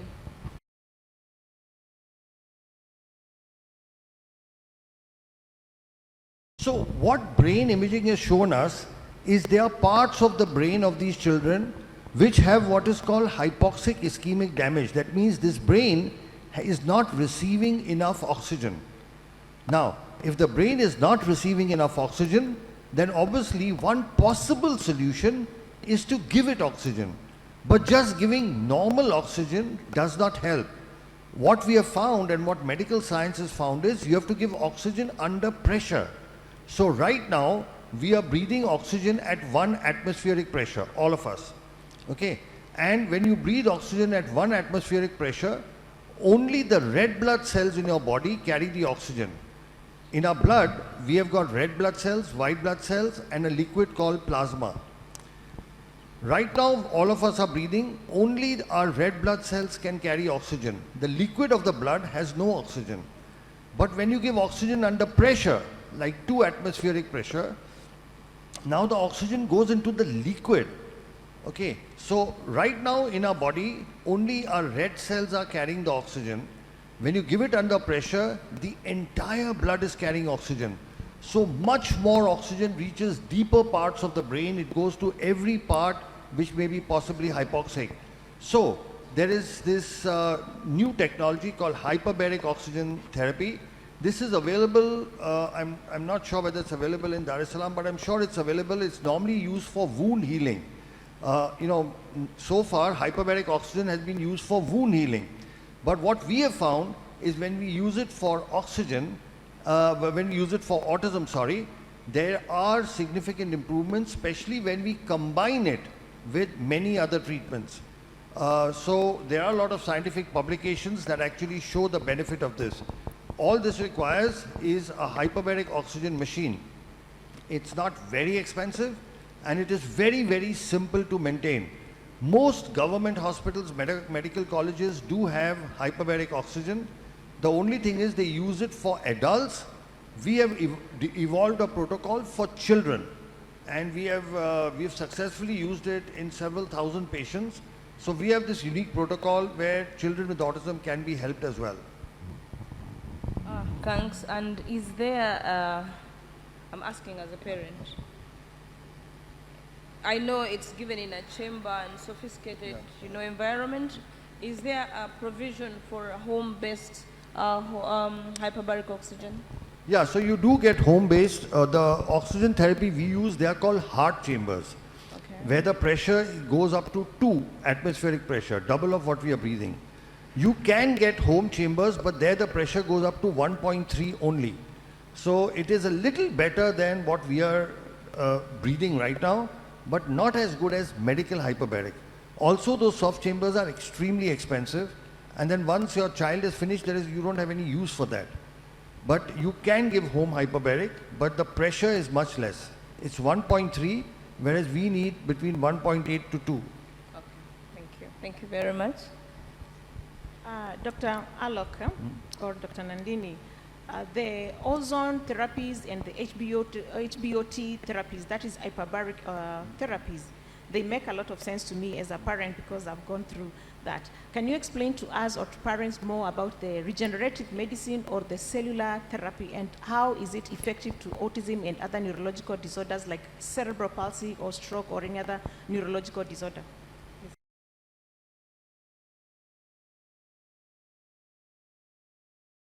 So basically, the human brain is the only organ which on its own does not regenerate. What do I mean? Suppose your skin is cut. A doctor can take a stitch and your skin joins. If your intestines are damaged, you can cut it and stitch it. You can stitch the heart, the kidney. You can fix a bone. But in the brain, you cannot take a stitch. You cannot suture it. So all these years, for the last 150 years of modern medicine, it was believed that the brain is incapable of regeneration.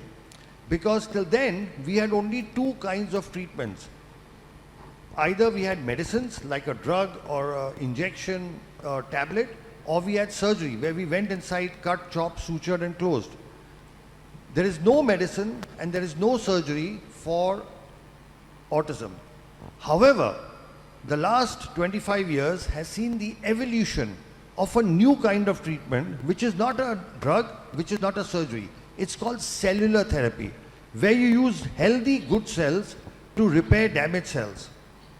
For example, if suppose you get a cut on your hand, what happens? That wound heals by itself, right? That wounding is called biological healing. So now it is possible to repair damage in the brain through cellular therapy. So where do we get this from? What we do, there are 2 kinds of cellular therapy. One is when you take from the child's body or from the patient itself and put it back in the patient. And the second is when you take it from a donor. So there are 2 completely different types. Now, the treatment that we do, we take from the patient or from the child. And what we do is, just above the hip bone, there is something called the pelvic bone, where we put a needle and we take out the liquid in the needle that is called bone marrow. It's a very simple process. It takes 15 minutes. The child is given local anesthesia and sedation, so the child experiences no discomfort. Once we take out this bone marrow, we next take this to our laboratory, and from this bone marrow, we sort of filter it and separate it by putting it in machines called centrifuges, and then we isolate or separate the cells that we need, that are in general referred to stem cells, what we do is we use what is called mononuclear cells. So we have taken out, I'll repeat again, we've done a bone marrow, 15-minute, just like how you collect blood, right? You put a needle into your vein and collect blood. Likewise, we put a needle into the bone and collect bone marrow. It's just a collection. We have taken this to our laboratory. Now we've separated the stem cells. And then once the stem cells are ready, this takes about 3 hours. Then we call the child back to the operation theatre and we make a needle puncture in the lower back. Why the lower back? Because in the back, our spine has got a fluid called cerebrospinal fluid, which circulates from the back all the way to the brain. So it goes to the brain, comes down. It's a continuous circulation between the back and the brain. So when we inject the cells into the lower back, into the fluid, within minutes it goes up to the brain. Once it goes up to the brain, the damaged areas, they pull the stem cells towards it. And once the cells are taken towards it, they start the repair process. Stem cells are known to multiply, they divide, and they convert into neural cells. And we have done all this, between 1998 to 2008, for 10 years, we did work in the laboratory and we worked with animals. And we first showed and proved that these stem cells can convert into neuron cells and that they can repair the damage. So in this whole treatment, if you can see, there are only 2 needle pricks. With one needle we take out, okay, then we separate the cells, and then with a simple needle we inject it back. And what are we injecting back in the child? The child's own good and healthy cells. There is nothing from the outside. There is no chemical. There is no any artificial thing. There is no donor cells. So we are taking good healthy cells from the child, putting it back into an area where it is needed. So it's a very simple process. Did you understand the process? I can repeat it. A simple needle into the pelvic bone, take out the bone marrow, takes about 15 minutes. Take the bone marrow liquid, take it to the laboratory, filter it, separate the stem cells, and then call the child back and inject with a very thin needle into the lower back spinal fluid from where it travels to the brain. So the beauty of this treatment is it is so simple. It can be done anywhere. It's not complicated. It's not like the major, I'm a neurosurgeon, I do brain tumor surgery, spine surgery. That's also complicated. Takes hours and hours. You go and open the skull, go into the brain, do things. It's nothing like that. 2 needle pricks is all it requires. And we are using our own good cells and putting it back in the child. So we now have a clinical experience of more than 13,000 patients. People from all across the world, more than 100 countries, actually from 102 countries have come to us. And several patients from Tanzania, several patients from Africa. And with this treatment, we are able to repair the damage, and we have proved it in 2-3 ways. One, after the treatment, the child starts improving by itself. The understanding improves, the comprehension improves, the behavior improves, the eye contact improves, they get back their speech. Several of our children are able to go to schools. Many of the kids we have treated several years ago, they have not only gone to regular schools, but they've graduated. Many of them are now doing jobs. So they become completely independent. So our kids, in a few years' time, go off the spectrum. Why? Because now we've repaired the basic damage in the brain. Once the brain damage is repaired, now they are able to integrate and get into a normal life. So that is broadly what stem cells do. I try to make it as simple as I can. Yeah. Thank you very much. Sarah? Yeah, thank you, Dr. Alok, for the detailed explanation. But I'm sure many parents here will be wondering, because we've heard a lot of things about stem cell therapy. How safe is it, and are there any risks behind it?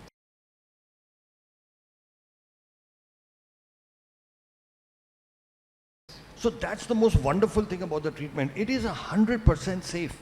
Why? Because we are not operating. We are doing just 2 needle pricks. With one needle we are taking out, with one needle we are putting back, and we are using the child's own natural healthy cells and putting it back. So there is no danger or no risk. Now the only possible risk, and we have published this as well, is in children who have epilepsy. Epilepsy is convulsions, you may be aware, where there is a past history of epilepsy. In 3%, It's a small ratio, but it's 3% of the children can develop epilepsy after the treatment. But if it does happen, it is treated with medicines and it can be controlled. This risk is not there in children who don't have epilepsy. So in children who have epilepsy, there is this 3% possibility. Otherwise, it's a completely safe treatment. We have a zero risk of infection. We have no patient so far who's become worse than what they were before. As a parent, your main issue will be, my child should not become worse than what he is. So about that, I give you an absolute guarantee. And they're very strong words. A guarantee that a child will not become worse than what he is. He will not lose any skill that he already has. He's only going to improve. My question following that, again, thanks Sarah for that excellent question. I think that puts a bit of anxiety down. But in what age groups do you get the best results? Or who is the youngest patient? What's the age of the youngest patient you've developed with, you've dealt with? But also I want to know what age groups we should be targeting to make sure we maximize the benefits of stem cell.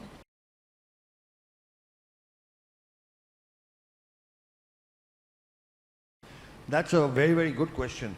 So what our research finds is that when we treat children below 5, they have the best possible results.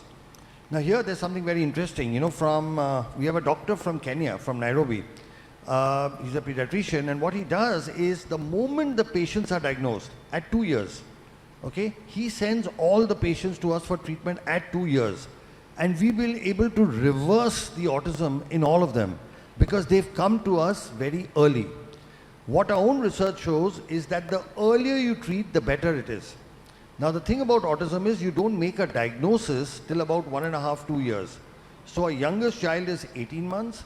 We have several children we've treated at 2 years, 2.5, 3 years. We've also got children older we've treated, between 5, 10. The oldest I've treated is a 38-year-old boy. So now there is a wide range, but like in any other, you take any other disorder, any other, what we don't consider autism a disease, by the way, so I don't want to compare it, but any other disorder, the earlier you treat, the better it is. Okay, if you have diabetes and you start exercising and shift your diet, you can cure it without tablets or insulin. But if you start treating it late, then you need insulin. Right? The same thing is true of all diseases. The earlier you treat, the better results you get. And here is the problem. Everybody keeps saying to wait, you know, that wait till this treatment is more established. But the longer you wait, the lesser results you get. And the results of this doctor, this wonderful gentleman doctor from Nairobi, has clearly shown, and he's actually analyzed the data. You send children at 2 years and you can almost completely reverse the autism. Thank you. Let me ask, you're talking about a doctor from Nairobi who sends patients as young as they are 2 years old. Why is it that we go to some clinics or some therapy institutions and we find that stem cell is not recommended?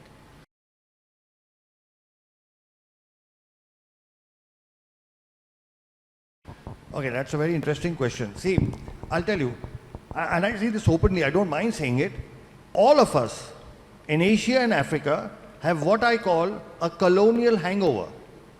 They're very strong words. What do I mean by that? When a doctor from the Western countries, from America, England, with a tag from Harvard, Oxford, Stanford comes, all Asian and African doctors start believing in them. All right? But when work comes from Asia and Africa, we don't believe in our own people. Now, stem cell therapy has evolved in the East. So India, China, Korea, and Japan, we are the leaders. Okay? Japan and China have, Japan has almost 900 stem cell clinics. China has over 1,000. So these are, I'll repeat again, India, China, Korea, Japan. The Western, in this particular thing, so the world's first scientific paper on cell therapy in autism was published by us from India. The second paper came from China. The third paper came from Italy and Ukraine. And the fourth and fifth paper came from America. This is a race that India and China have the gold and the silver. The Americans don't even have the bronze. They are fourth and fifth. I'm just in a lighter way. So our own doctors don't believe in it because they say, why is it not coming from the West? Okay. So this is the fundamental problem, is because this is an Eastern-driven technology for various reasons. There are political reasons, there are religious, there are several reasons due to which it didn't develop in the West, it developed more in the East. But now the West is trying to catch up. So in America now, at various universities like the Duke University and several other centers, they've now started doing it. But they are 15 years behind us, 15 years. So once now they start doing it, trust me, your own doctors will start recommending. Once the results start coming from America, they will start believing it. There are a couple of other reasons as well. One of them is that a lot of developments in the medical world are driven by the pharma industry, big pharma. We know that. We saw what happened in COVID. It was, the big vaccine companies and all of that. Now, the treatment we do is not supported by big pharma because they have nothing to gain. In fact, they believe they have everything to lose. So the CEO of one of the biggest multinational companies told me, Dr. Sharma, you are an existential threat to us. I said, why are you saying that? He said, if you make everybody okay, who will take our medicines? Do you understand? Right now, children with autism have to take a lifetime of drugs. A lifetime of drugs for hyperactivity, for so many issues. When we treat them, they stop taking the drugs. So do you think the pharma industry is going to back us? They will not. Like the words he used, it's an existential threat. Right? So I'm not saying they're actively opposing it, and sometimes they do actively oppose it, they do a lot of things, but it doesn't have the support, So in various medical conferences and things, if the pharma companies are backing it, they won't even permit lectures on stem cell therapy. So these are a couple of the reasons. One, it's East-driven, and second, it doesn't have backing from big pharma. Did that make sense? Thank you so much. And again, following that, the big pharma, I've heard that the US Food and Drug Authority has not yet approved stem cell therapy. No. Is that so? And what have you That's done very about interesting. it?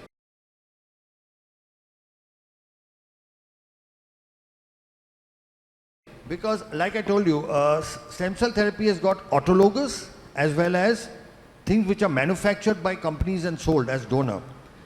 In August of 2022, a district court in the United States passed a beautiful judgment which actually said that when you take from the patient and put it back in the patient, you do not require FDA approval because FDA is Food and Drug Administration, and when you take from a patient, put it in a patient, it's not a food, it's not a drug, it's a procedure.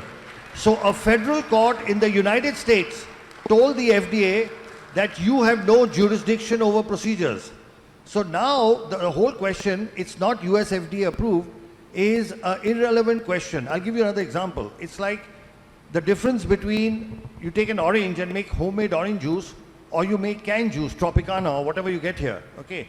Now to sell Tropicana, you need permission, right? You can't go through without. But to make homemade orange juice, you don't need permission. Right? Do you need permission to make homemade orange juice? So when you take from the patient, put it back in the patient, our Indian courts have said that. In 2019, our Indian High Court said that only for stem cell derived products when you're using, you need a license. The words were stem cell therapy is permitted.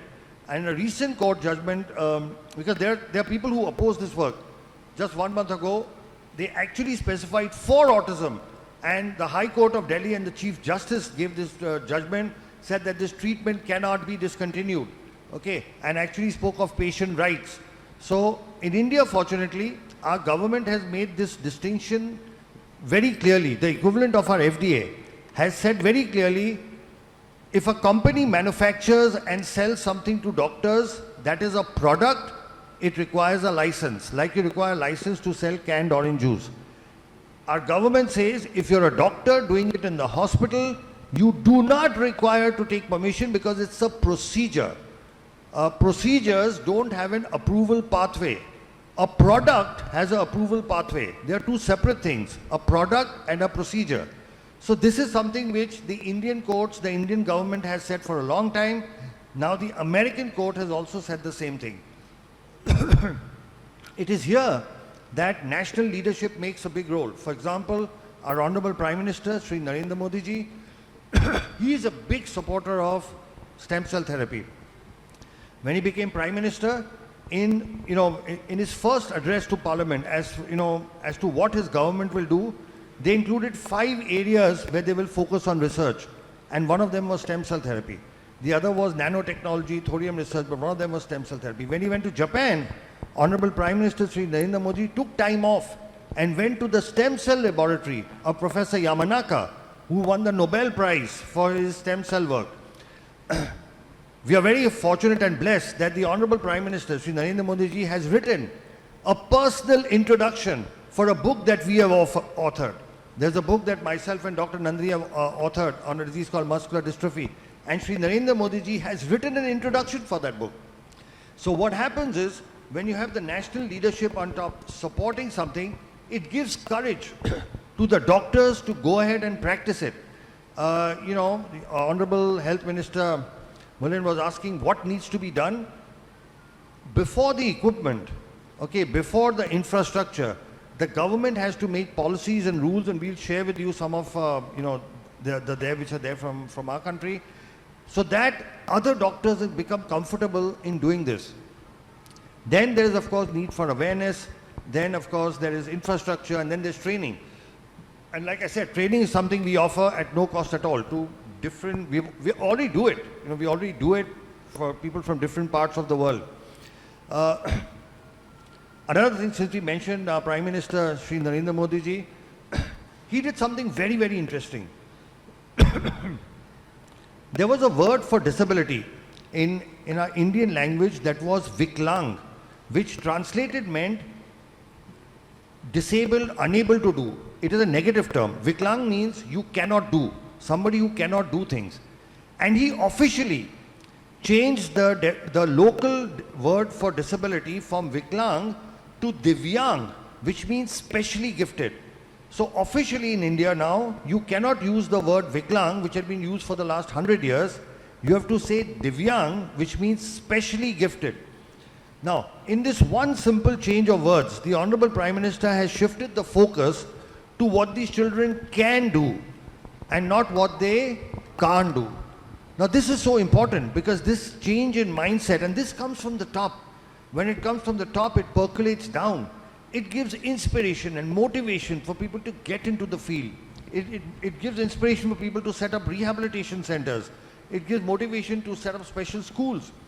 Because the rate at which this autism is increasing, we will have, you know, like it was mentioned in, I think, Sharma, you mentioned in your talk, you know, the most accurate figures for autism come from America, from the US CDC, which says that 1 out of 36 children have it. Last year, it was 1 out of 44. And before that, it was 1 out of 53 or something. And before that, 1 out of 66. So if you read, and these are not our figures, the US CDC's figures. The graph is going up like this over the last 10 years. By this ratio, next year it will be 1 in 15. And the year after that, it may be 1 in 5. These are the most accurate figures in the world. We are not aware of it. There is a, I don't know what to call it, a pandemic, endemic, what, of children suffering with autism and other neurodevelopmental disorders that will hit us so badly because we do not have the infrastructure for it. And here, governments have a role to play. So again, one more thing, since I keep talking of our Honorable Prime Minister, and this is something I'll share with you, you should please study this bill. He passed a law called Rights of Persons with Disability Act in 2016. It's a wonderful bill. In that he's listed 21 disabilities and has clearly, by law, by an act of parliament, mentioned a whole lot of privileges and rights that parents have. For example, one problem you must have faced is normal schools do not take your children for education. Is that correct? I'm sure all of you have experienced that. You go to a normal school, they say, we will not take this child. By law, our Honorable Prime Minister said, no school can refuse a child with autism. It is the responsibility of the school to arrange shadow teachers or other special. So all schools by law now they cannot say no. So again, all this comes top down, right? We can work and we can work in the environment, we can put in hard work, we can slog, we can do everything. But once you know that your government, has their hand above you, then we can go the extra mile, we can do whatever else, and there will be opposition. The work we do has a lot of opposition, a lot of critics, a lot of vested interests have tried to shut us down. They've made all attempts to shut us down. But again, at the higher level, when you have a support, you keep going on. So that's a long question to a short answer. Thanks very much. Again, I am representing parents, the majority of the parents, but I also happen to be a professional. I have two questions. One is to the government. I think in East Africa, maybe I would speak for East Africa that I know most, we do not know the magnitude. We do not know how many people are living with autism because we haven't done the researches that document those figures. It's only a few of us that can come out and say we have children living with autism, but we do not know how many out there they are. We'll advocate as parents, we'll come to you and knock at your doors. We need to carry out this research to know, because like they said, it's a pandemic, but we don't even know what we are talking about. We need funds, we need a budget aside to get into the nitty-gritties and know how many children we are planning for that are living with autism. That's not a question, it's a plea to the government. My question is, as a mother with a child on the spectrum, I take my child for treatment and the child is, given whatever they are given. But as a mother, I think I'm more autistic than my child. I have the worries because I understand what autism is. And I worry about the future of this child. Do you have anything for us as parents to also manage those symptoms that we display of anxiety, of depression, of hyperactivity? Because when you go to a hospital, I can tell you some of the parents will slap the doctors because they are frustrated and angry. Do you have anything for us or any advice for us as parents? That's one question. I'm happy you're clapping for me because it's been a journey. You actually, even when you go to church and your child is discriminated, you're angry and frustrated and rude. Then the other is, what is my role in all this you're talking about as a parent in the management of this autistic child?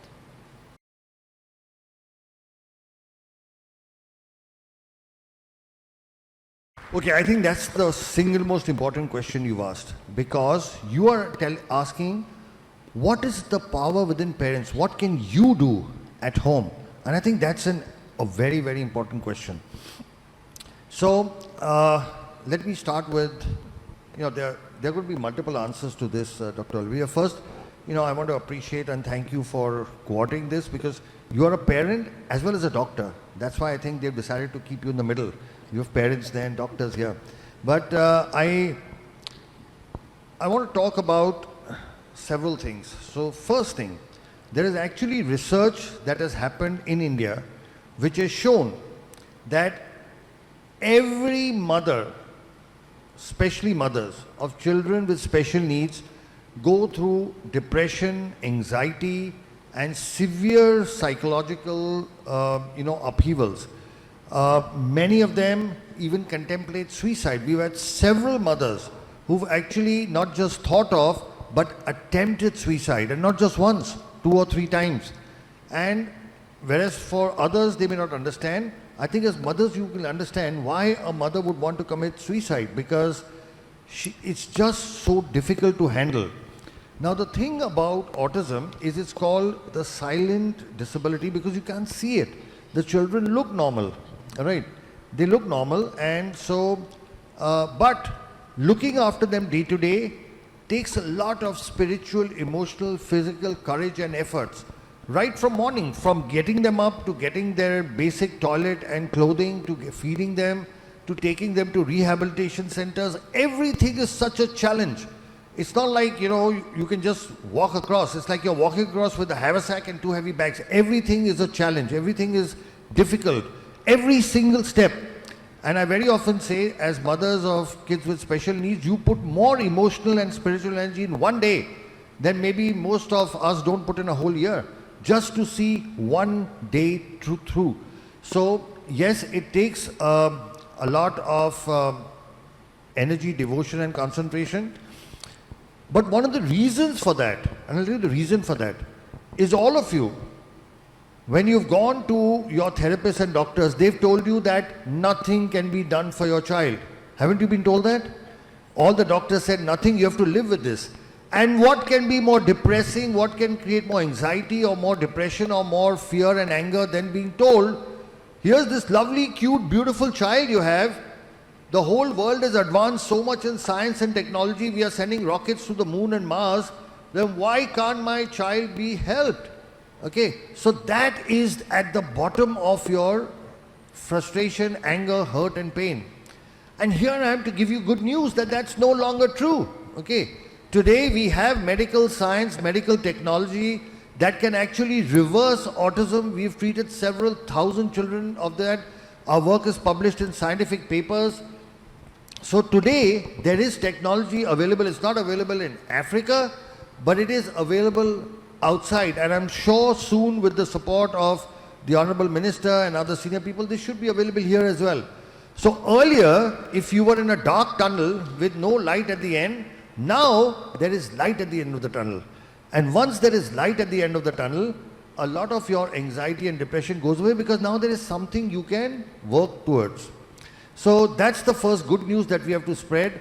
The news that autism cannot be treated is a 50-year-old, 75-year-old myth, which is no longer true, because we have shown, we have proven through having treated thousands of patients and our scientific publications that this is no longer true. Now, a few things I must tell you from what we have learned from, by the way, we learn much more from parents than we, read from any book. So, we've been doing this work for the last 15 years. We have several children who are off the spectrum, and this is what we have learned is required from parents. First thing, an unconditional acceptance of your child the way the child is. Okay, what happens is we ourselves start thinking that our child is less than, that there is a child is not adequate, there's a problem. See, suppose your child had appendicitis, or he had a stone, or he had some lung problem, or even if he had a heart problem, would you think your child is less than? No, you would think you have a normal child who has a medical problem. Yes or no? Let's say your child had a hole in the heart. You don't think there is a problem with your child. You have a normal child who has a hole in the heart. Okay, you fix it. But when a child has autism or a child has cerebral palsy, we think there's a problem in the child. Now, so that's the first thing you have to change. Our children are different. They are not less than. I'm repeating it in reverse. Our children are not less than. They are different. Just like somebody can be tall and somebody can be short, somebody can be fair and somebody can be dark, somebody can have black eyes and somebody can have blue eyes. Some people have brains like us and some people have brains like our kids with autism. That is the only problem, and that is something which can be fixed. So the first thing we have learned is we have to accept our children the way they are. In no way be embarrassed or ashamed or look at them as less than. Be proud of what our children are accomplishing despite their limitations. Step one. Step two, what we have learned is the importance of family. Nobody talks about that. All right? What we have found is when the family works together as a solid unit, the children tend to do much better. Very often what we find is the entire burden comes onto the mothers. And here I'd like to address the fathers in the audience, if there are any fathers, that the father has a very important role to play. See, majority of kids with autism are boys. There's a 4:1 ratio. And as I'll address all the fathers. When we were small, who did we look up to? We looked up to our fathers for behavior, right? The mother was for love, affection, food and all that. We always looked up to our fathers. Kids with special needs also look up to their fathers. But unfortunately, fathers have to make a living, they have to work, they are outside and they are not able to spend enough time. What we have found is that when fathers spend time with autism boys, the kids recover much more and much faster. We've actually found that what it takes an autism father 1 hour to teach, it takes the mother 4 hours to teach the same thing. Not because the mother is not a good teacher, because the children learn faster from their father. So we have found that family is the single most important thing, and that kids whose families are supportive, when they work as a team, who wins a cricket match or a football match or a hockey match? The better team. And the family is also a team. And when the family works in sync, with the mother doing some things, the father doing some things, the other brothers and sisters doing others, grandparents have a very important role to play. In fact, we find that children who live with their grandparents tend to do a little better, because grandparents have also a big influence. Our Honorable former Prime Minister, grandparents have a very important, we've actually found this, that kids who stay in joint families with their grandparents tend to do overall better, because a grandfather's love and a grandmother's love and the teaching is different from, I'm not saying it's better or worse, it's just different. So family as a unit is extremely important, you know. So I spoke of unconditional acceptance, then I spoke of family working as a unit with fathers needing to give time. We do everything else. You supply your child with all the money and all the facilities, and you pay for everything. But what your child needs is your time. If you can just keep 2 or 3 hours aside every day for your child will do very, very well. Then what we have found is, from a medical point of view, if you take a combination of our cell therapy, hyperbaric oxygen, and rehabilitation, we find that this helps in getting the children to a normal life much faster. Now, what is the role of all of this? The brain is like a computer. A computer's got hardware and a computer's got software. Cell therapy fixes the hardware only. Software comes from rehabilitation and software comes from the family, because that is what trains the brain. So a combination of cell therapy and oxygen therapy, which fixes the hardware, of rehabilitation and a good environment at home that fixes the software, and our children will be able to recover. So this is the next thing, the medical treatment. Then, apart from this, there is something very special we found. We found that almost all these children have some special ability or the other. Okay, but it was not seen till you did cell therapy, because now the brain was partially damaged, and so you could not see what is special. What we have found is, once we repair the damage in the brain with our cell therapy, now you can start seeing the special abilities. And we have kids who are brilliant in numbers. There are kids who are, running at the age of 11, running chemical factories. We've got, if I tell you some of the things, you'll not even believe them. We have a child who can actually read your mind after. A child who, after STEM therapy, has improved to the point that if you think of a number, the child can actually tell you what. And they are amazing ability. They're called savants. There are kids who you tell them any date in the future. Any date, you say 23rd July 2030, and they will tell you in an instant what day it is. It's Wednesday. And I don't know if you know, but Elon Musk, the world's richest man today, had autism. You can Google him. He talks about his autism. But this man changed the world. Albert Einstein had autism. Okay? But this man, and he could not read, he could not speak or read or write for very late in life. And then this man changed the world. Several of our tech geniuses, they don't have autism, but they've had difficulty in studying, learning, Bill Gates, Steve Jobs, they never graduated from college, all right?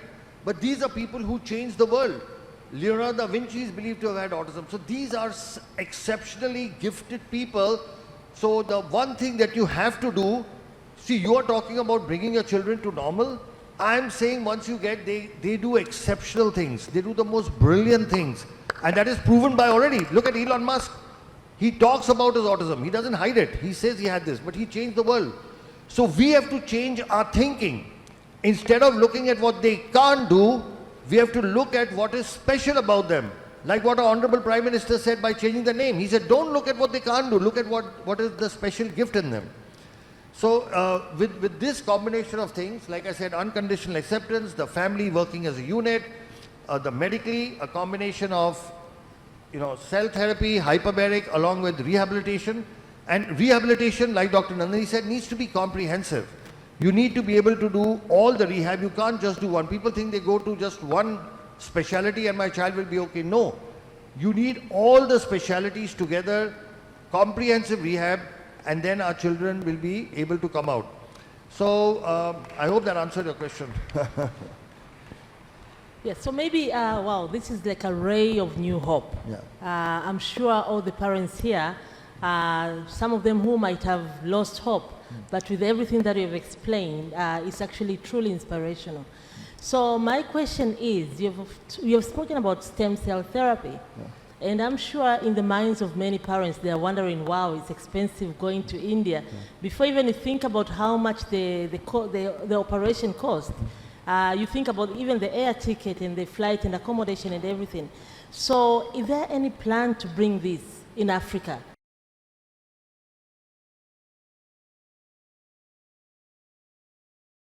Yes, so we are very clear. We want to have a facility set up in Africa, and we are actually keen on, so we've actually shortlisted between Tanzania and Kenya only because they are English speaking, direct connection to India. So to give you a background, for example, the government of the Bahamas actually invited us and gave us permission to start this, and we've just been there recently, and in 6 months we are going to open a full-fledged facility in the Bahamas. This is to cater to, the facility will be in Nassau, their capital, and there we have government permission. Just like again we have a former Prime Minister with us, there we have a former Prime Minister working with us, and we have government permission. Because we have government permission, we are setting up a facility there. We are very keen on making something available in Africa itself, and we would like to have it in Eastern Africa simply because of our closer cultural connections, easy, short distance of travel, direct flights and all that. And we have people like you, mothers like you who would back it up. So yes, we want to bring this to Africa, but it's not easy. It will require, permission right from the top, from governments. It will require infrastructure. It requires resources. But this is something which you as people, because the most powerful voice on the planet is that of a mother, is that of parents. When you speak out, honorable ministers, prime ministers and presidents have to listen, because we are all democracies, they represent us. So your voice is what is important, not us. We've come, we've shared our information, we can share our technology, but your voice is what is important. You have to ask for it. You have to show, show what's happening. Right now, there are so many people going from Africa outside for the treatment. It's high time Africa had its own stem cell facility, which would not be just for Tanzania or for Kenya or wherever, but for the whole continent. So people would not have to travel long distances. So we are very keen, we are willing to partner, but this is something which you people have to take the initiative. You have to, eventually it's all about people. It's your voice. Thank you very much. I think we are coming to the end of this session. Mothers, you've heard, we have a great voice. Let's get together and advocate for this. Fathers, please support us. Don't abandon us. Be with us. This is a journey that we have to walk together. And there is hope that we can say bye to autism, but only if we put in our every energy to support these children, seek the available treatment options. I think we can say bye to autism for the most part. Thank you so much, our able doctors. I think you've given us a lot of hope. You've explained a lot. You've allayed our anxieties. I think now it's on us to follow what you've told us. Thank you so much, Dr. Olivia. Thank you so much. I really appreciate the fact we have 3 mothers from 3 East African countries. Kenya, Tanzania and Uganda on this platform. So I think you represent all the mothers, not just of East Africa, but of all of Africa, all right? And if you take the initiative, trust me, believe me, the power of your voice is a force of nature. It cannot be ignored, okay? And a mother's voice does something. It reaches out to people. It touches people. And we've actually seen that in our country as well. When we had, different situations, when we had mothers speak up, everybody heard them, okay? More than doctors speaking or hospital speaking. So I just want you to know the power that you have within. The same power and energy that you've used to bring about improvements in your kids, that could now be extended to all the kids of the continent. So it's been a real pleasure. And Dr. Nandini, sorry, you want to continue? No, I just want to say thank you to the mothers. They've done a great job to represent all of us. Thank you, mothers. Thank you. Thank you so much. Thank you. That was good. Before you go, you've done a great job. Thank you so much. I know there's a lot of people who wants to ask questions, but because of time, yes, there's a lot of hands. Because of time, I would like, because our minister, our deputy minister has a question, so can we please take the mic to him? At least we answer questions from him, and then we'll see if we have more time to invite more questions. Naomba makofi tena tafadhali.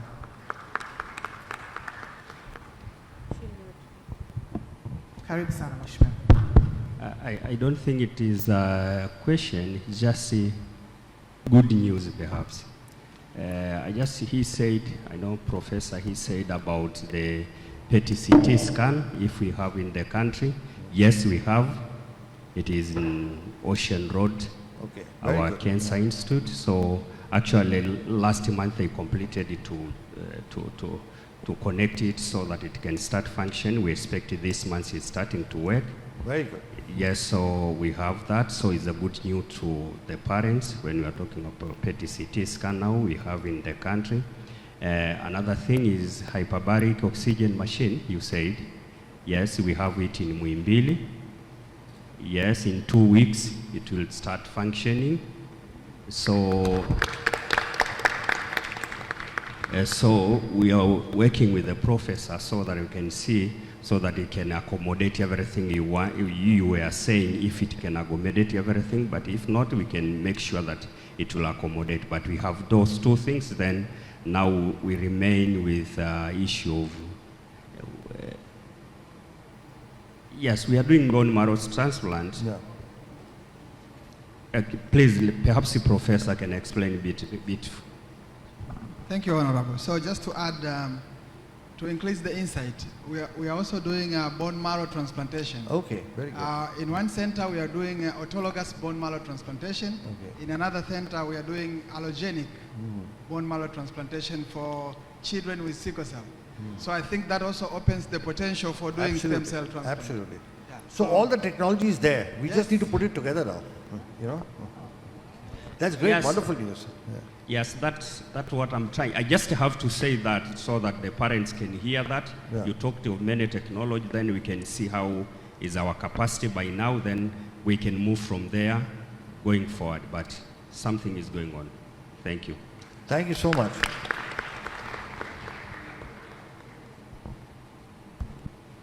Okay, thank you so much, our dear Deputy Minister of Health, for the additions.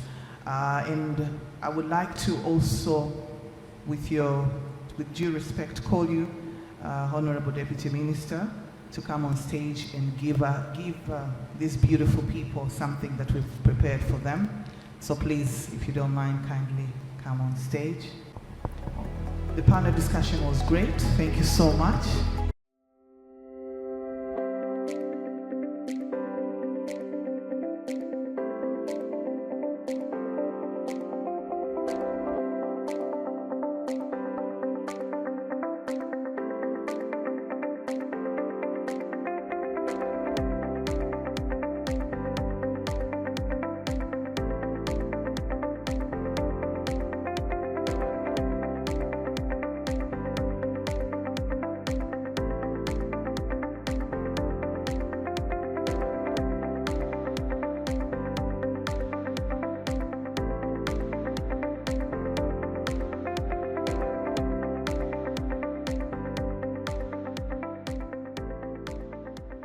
My name is Geoffrey Ekongot. I'm the chairman of Autism Society Uganda. It's an honor to be here and to play this role on the International Day of the World Disability Day. I now take the honors to welcome Tom Land. But before I welcome him, Tom Land, also known as Thomas Land, was diagnosed with autism at 13 years old. Since accepting his diagnosis, Thomas has been recognized as an author, speaker, and emerging leader in the autism community. Tom Land is the world's first Toastmasters accredited speaker with autism. The Toastmasters accredited speaker distinction is reserved for the finest professional speakers in the world who fulfill numerous criteria, then compete for the honor in front of a huge live audience. Now, imagine having autism and meeting that challenge, because that's exactly what Tom did.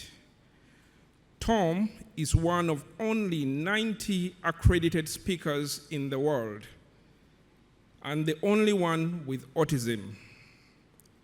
He is certified human potential coach and professional diversity and inclusion consultant. He is poised and ready to share his positive energy and inspiring messages as an end keynote speaker, corporate trainer, and consultant to organizations across the country. He also spoke on the TEDx stage to impart wisdom and inspire others with his talk titled, How to Come to Life. He is the author of the award-winning bestseller, Come to Life, Your Guide to Self-Discovery, and recently published his second book, My Glass is Full, Stories of Putting Mental Health First. He recently set a Guinness World Record as the world's oldest person with autism to finish a full Ironman triathlon. I once again welcome Tom Land to present his topic, Come to Life, Preparing for the Transition and Your Future. Mr. Tom Land, you're welcome on stage.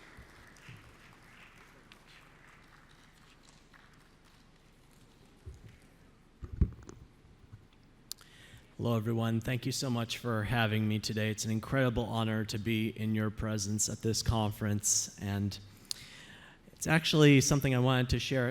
I have a bucket list, 101 things I want to do before I die, and one of them is to give a keynote at an international autism conference. So with this speech, check. This is also my first time in Africa, and I've now visited every continent in the world except Antarctica, so if anybody knows how to get down there, see me after the speech. I want to break the ice with a quick question. Tanzania or Tanzania? Applause if it's Tanzania. Applaud if it's Tanzania.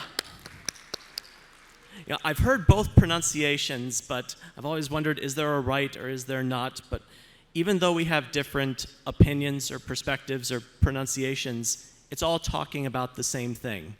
And I want to keep that in mind as I go through this presentation with you today. And may it unite us in our work. Next slide, please. So you heard a little bit about my accomplishments, and interestingly enough, when I was younger, I didn't talk for about 6 months. But by the time I started talking again, I could read, I could write, I could spell. I was like a sponge full of water, just ready to be run out. And I was ready to get a whole lot done with my life. And I've gone through a number of trials and tribulations and triumphs. But each of these accomplishments that I have has a deeper, bigger meaning to them. And I'll be sharing what those are about. And you may notice at the bottom there that you heard about my Ironman record. 6 weeks ago, I broke my own record. I did another full Ironman, so I'm a year older, and I'll be put in the Guinness Book of World Records again. And for those of you that don't know what an Ironman is, I know my metric system, 3.8 kilometers of swimming, 180 kilometers of biking, and 42.2 kilometers of running back to back to back in under 17 hours. No easy task, particularly for someone who is subject to sensory overload and stomach matters. I had to manage all of those elements, and I just kept on going, and I crossed that finish line. Next slide, please. Now, for professional keynotes, I know some of you may require objectives, so I want to list them here. And I hope you'll see that what I speak about today can apply to just about anyone, particularly as they prepare for what life is. If you go to the next slide, please. I have a meaning of life that I'd like to share with you today, because there have been several individuals with meanings of life, Monty Python, if you follow that particular comedy series, religious leaders, philosophers. But I find that life is not really a word, but an acronym. One of my many talents is to take words and form them into an acronym, a better way to categorize and memorize information. So I'm sharing my meaning of life with you today. And think of these categories as they pertain to your young person or young people. on the autism spectrum or what have you. We have love in relationships, starting with the love for yourself and your relationships with others.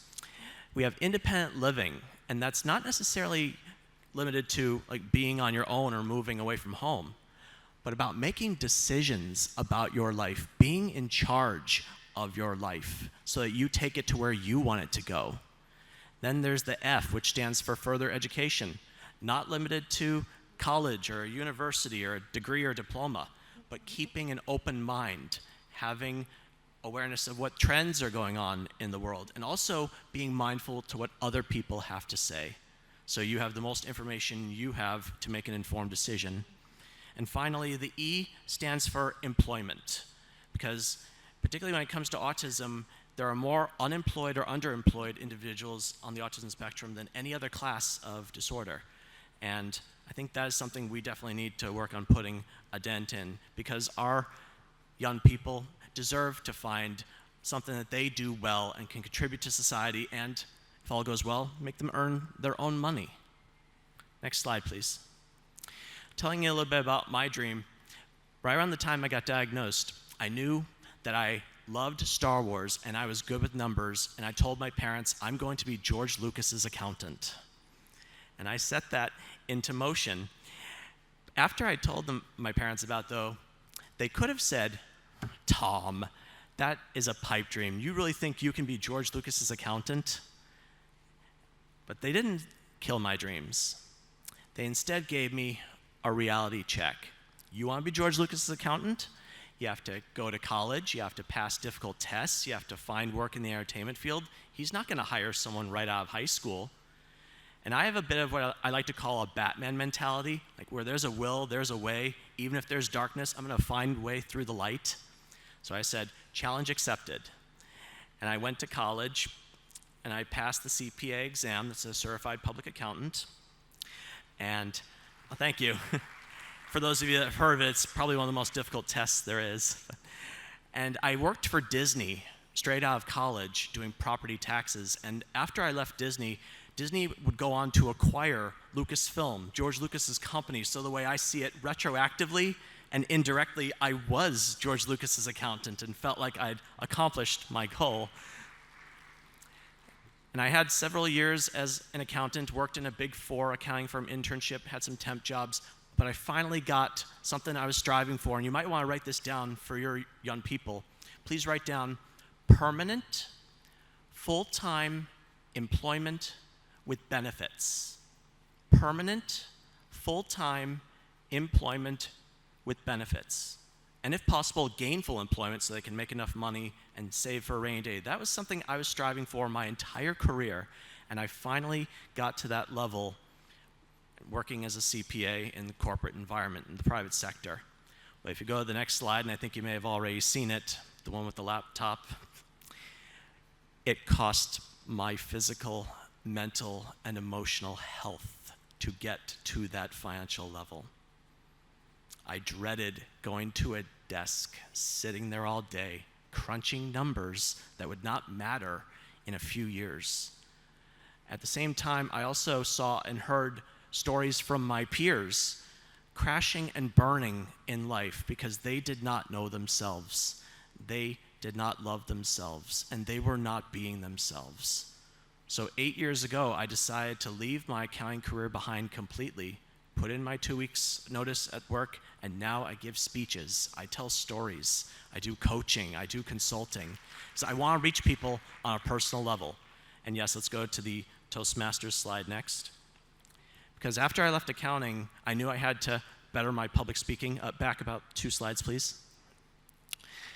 I knew I had to better my public speaking skills. And mind you, we fear dying more than speaking in front of an audience. Wouldn't you agree?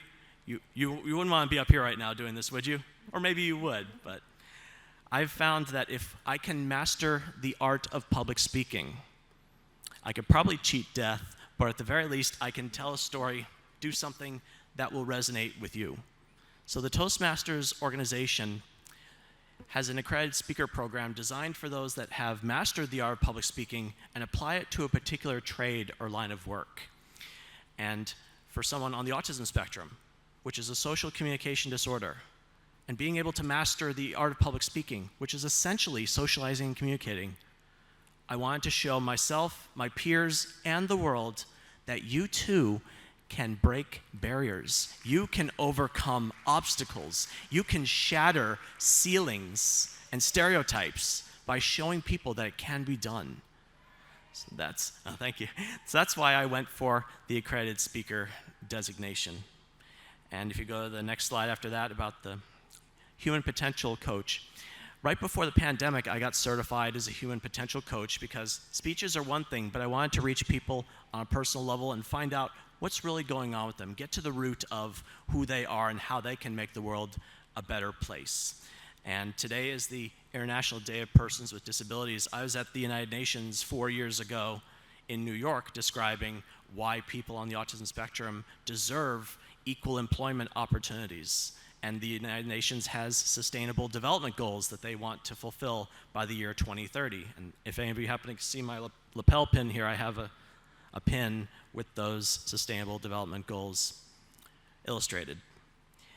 And if you go to the next slide, I have a long-standing partnership with the Los Angeles Police Department Mental Evaluation Unit because law enforcement, police officers, people that protect our community, our young people are likely going to have an encounter with them. They may not have had one yet, but there's a very good chance that they will. And our officers need to know what to do. So I share my stories and give them pointers on how they can best serve our population. But there's another thing that was overlooked that my mother and I put into play. Next slide, please. And that is to teach our young people what they need to know when it comes to interacting with the police. Because ladies and gentlemen, just training the police is not enough anymore. Our young people need to know how to interact with the police. And this could mean the difference. The knowledge that they get from this movie, Be Safe, which my mother created based on stories from my own experience. Granted, I've never been arrested or imprisoned, and I'd like to keep it that way. But I've heard stories, and my mother was a consultant for families who unfortunately had a young person who wound up on the wrong side of the law. So I urge you to use Be Safe or similar tools that might be at your disposal to show young people how to interact with the police. That could mean the difference between freedom and imprisonment, or even life and death. Next slide, please.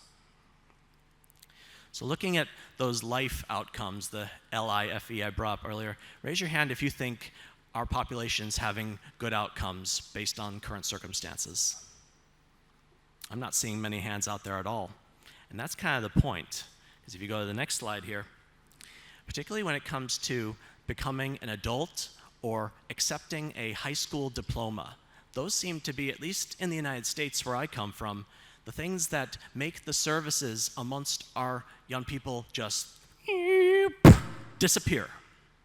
They fall off that cliff. They were getting services in school, but once they become a legal adult or get that high school diploma, it's like, you're on your own, goodbye, good luck. And that's not right. Because if anything, autism does not disappear when you turn 18 or get a high school diploma. If anything, adults need more services than most. They need that support. It is a lifelong condition. And we can do better to support our adults as they grow up and walk through life, figure out who they are, what they want to do, and how they can make the world a better place. Next slide, please. So how do we empower individuals with autism and improve those outcomes when it comes to life? And that brings us to the next slide, which is a book that I wrote called Come to Life. After I left accounting, my mother and I put our heads together and decided to write a book sharing my secrets to success. Because a lot of times people are lost when it comes to what's out there for them, or when they turn 18, it's like, now what? And when I started college, I had a huge realization that there were so many choices that had been made for me, like my classes were decided for me. I was now at the point where I had to be the one to make decisions. Ladies and gentlemen, life doesn't come to you. It's up to you to come to life. And that's why I named the book Come to Life. I think too many of our young people are sitting back at home waiting for some kind of miracle to just drop into their lap. You have to be the one to go out there and find what you're looking for. Pursue the success and the life that you crave. Nowadays, those go-getters are being the ones that go out there and make things happen. They are the ones that are taking charge and being the change they want to see in their lives, as Gandhi would say. So I explained to my peers in the chapters of Come to Life, which I'll be going over with you today, how they can be their best selves. Next slide, please. Beginning with chapter 1, driving your life forward. Now, mind you, you do not have to know how to drive or operate a vehicle to drive your life forward. Wouldn't you agree? But as far as where you are in the car of life, if you will, you could be in the driver's seat, you know where you're going, you can get yourself there. Or maybe you're in the passenger side, you have an idea of where you want to go, you're telling someone else to help you get there. Or maybe you're in the back seat of the car. You don't know where you're going, may not even care where you're going, you're just along for the ride. Raise your hand if you think your young person's in the back seat right now. Okay, we've got a few people, but really what Come to Life is all about is about getting our young people out of the back seat and at least into the front so they have some say in where their life is going. That is the foundation for success. Next slide, please. Now, one of the first questions my mother asked me as we were getting this book together, she asked me, if you could tell your peers one thing, what your secrets to success are, what would it be? And I said, know yourself, love yourself, be yourself. That's a mantra. Yes, thank you. That's a mantra that I created and I live by to this day. And we have a term in our family called video talk. When I say something I heard in a movie or a TV show, and my mom asked me, was that video talk? Did you hear that from somewhere else? I said, no, that came from up here and in here. And it's what my message is to my peers, and I think the world as a whole.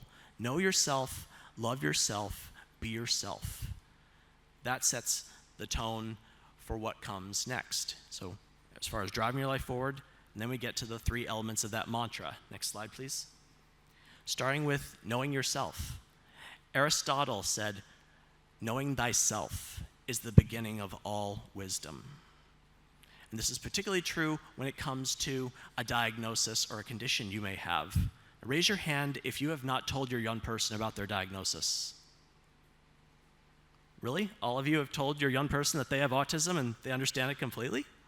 That's pretty impressive. But in some cultures, they do not tell their child about their diagnosis. There could be many reasons for that. Parents might be in denial.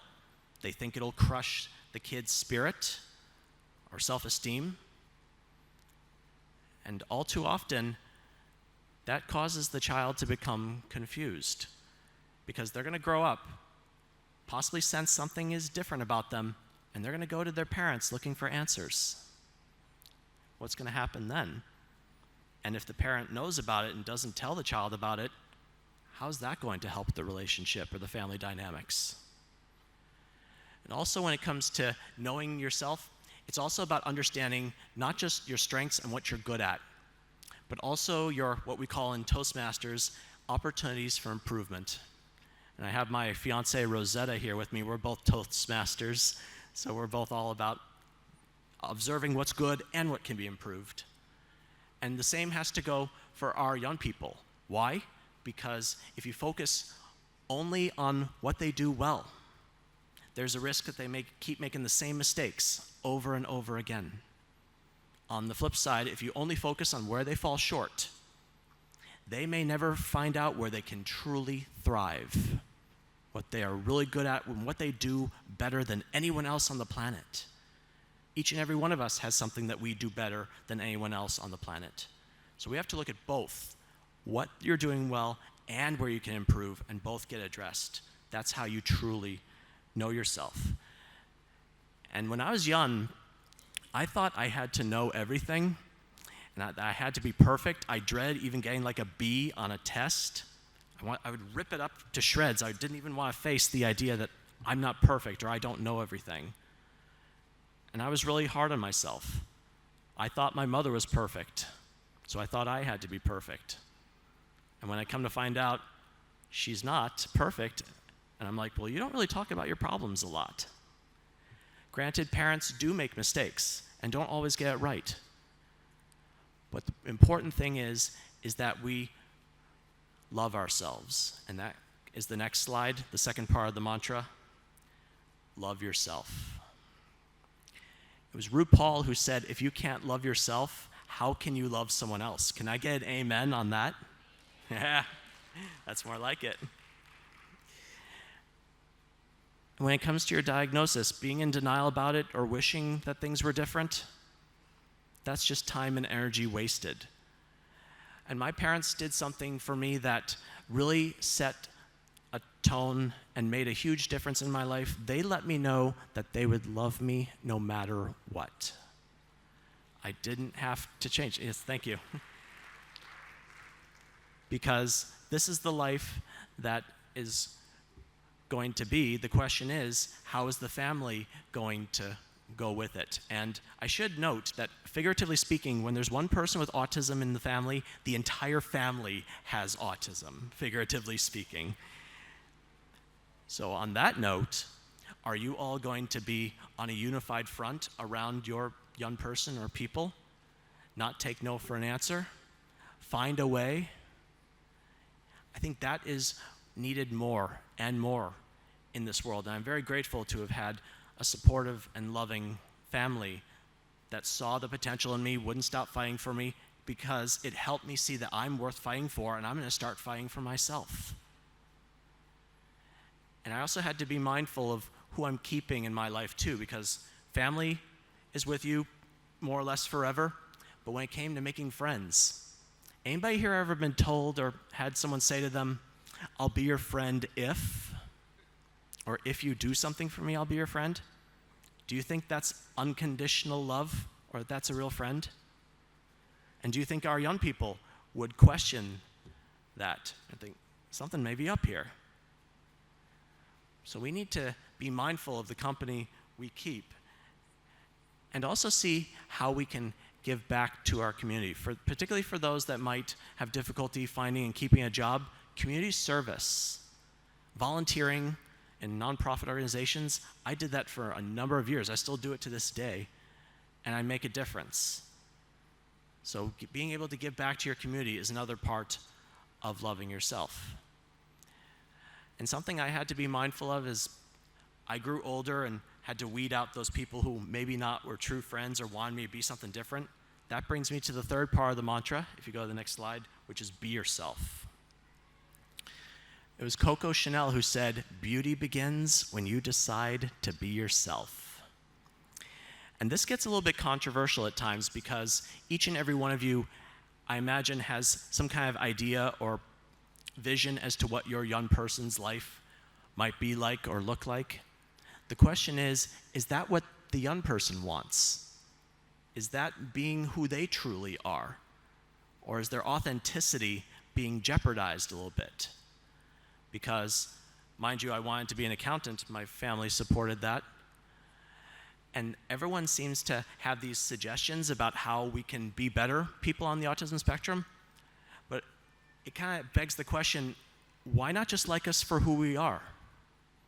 Yes, we have the option to hear what you have to say, but it should be our decision on what we do with that information. And if, like me, you understand the value of input and how it can help you become your best self, there's being yourself and there's being your best self, that could make a difference too. And a lot of times, I know when I was younger, I wanted to please others. I wanted to not rock the boat. I would kind of take people at their word or think people had my best interest at hand. I was a little too trusting, and that came back to hurt me a few times. So at the end of the day, I decided I'm going to hear what people have to say, but I have the final decision, and they should be willing and able to respect that. Wouldn't you agree? So as we look at our young people and their lives, ask yourself if you're letting them live the life that they want to live. And if they don't know what that is, what kind of life they want to live, maybe they need more guidance on what that is and what kind of options are available to them. Which brings us to the next chapter in Come to Life. Next slide. Finding your niche, or niche, depending on your pronunciation preference.